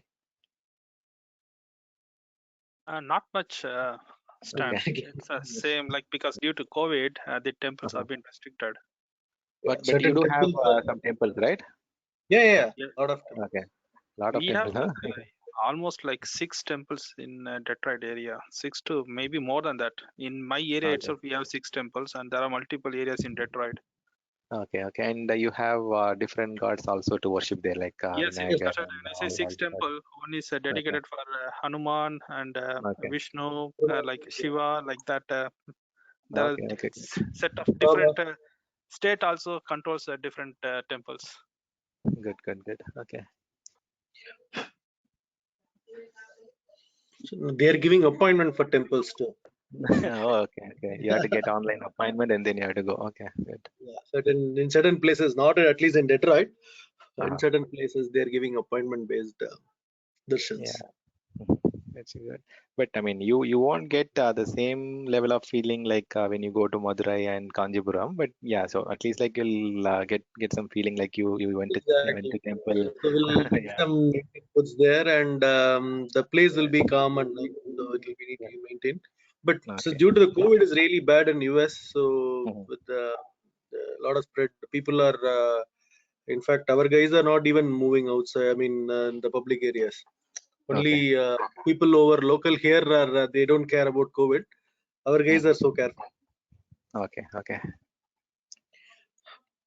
Usually, Pongal time we will have cultural events, especially every Exactly. state will conduct cultural events. Okay. Okay. So that will be real fun. There is a big Okay. Tamil Changam over here. Okay. And how is the job market and I think like once we have some like the government shift, we might have more projects and more opportunities for Indian people, right? I mean, Obviously, We are with the hoping for visa that. Yeah. market is not as good as earlier. Maybe Mhm. since Trump has gone now, it might improve. Yeah. But Okay. otherwise, the job market for IT is good here. Okay, good. Huh? Okay. see, the only problem is once you are inside US, you can easy to survive. The only problem is the H1B, the sponsorship, and Okay. getting the stamping. That is the Right. critical stuff.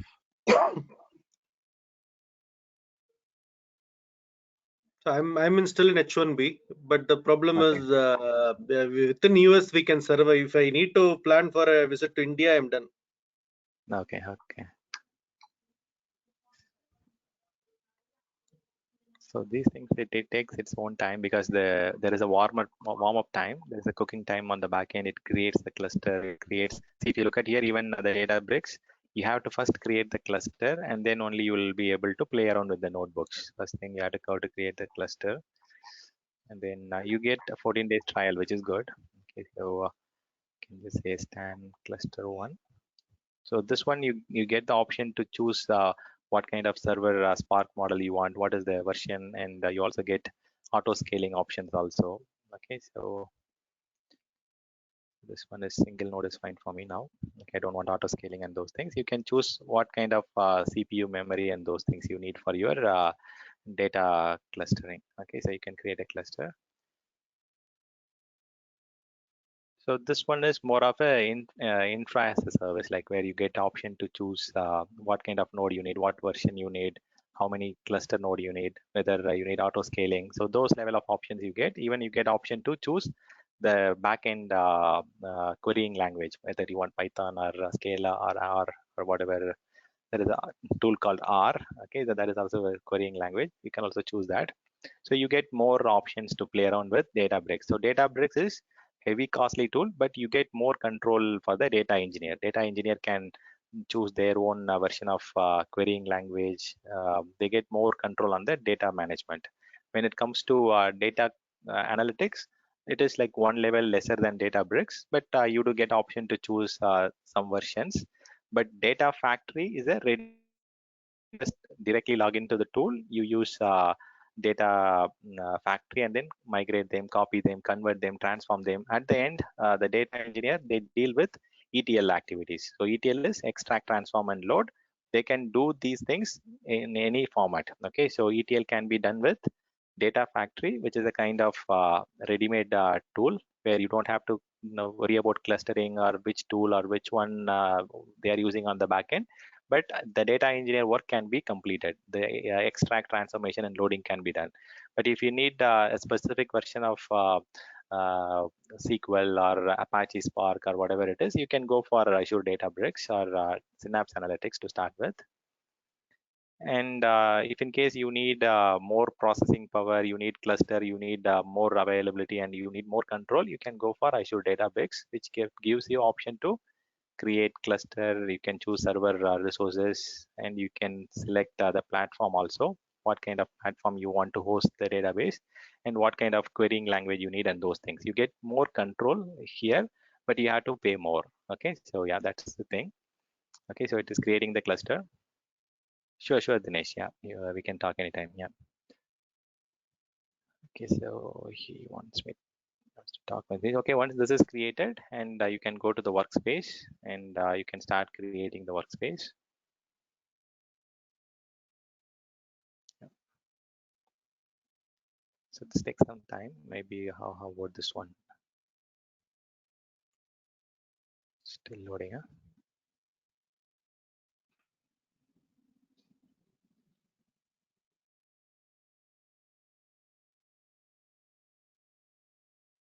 These things actually they generally need at least one day or at least like 6 hours of time for each tool, because a lot of options or a lot of sub options can be explored. But for now, yeah, for you guys, like to start with AZ 303, you don't need too much depth for now, at least to start with.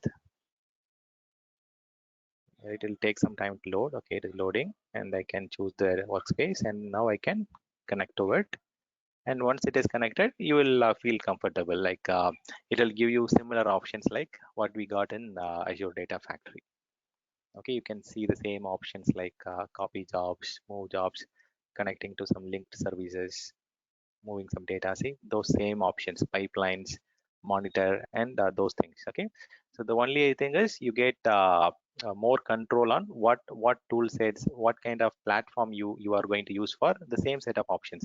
You also get some inbuilt visualization also, in addition to the pipelines. The same options which we found in Azure Data Factory is available. On top of that, you get visualization and more development activities can be done here. Okay, so that is the advantage of Synapse Analytics. You can play around same thing. You can go to go to home, and maybe you can create a new pipeline. Okay, so the same thing, same screen will come up.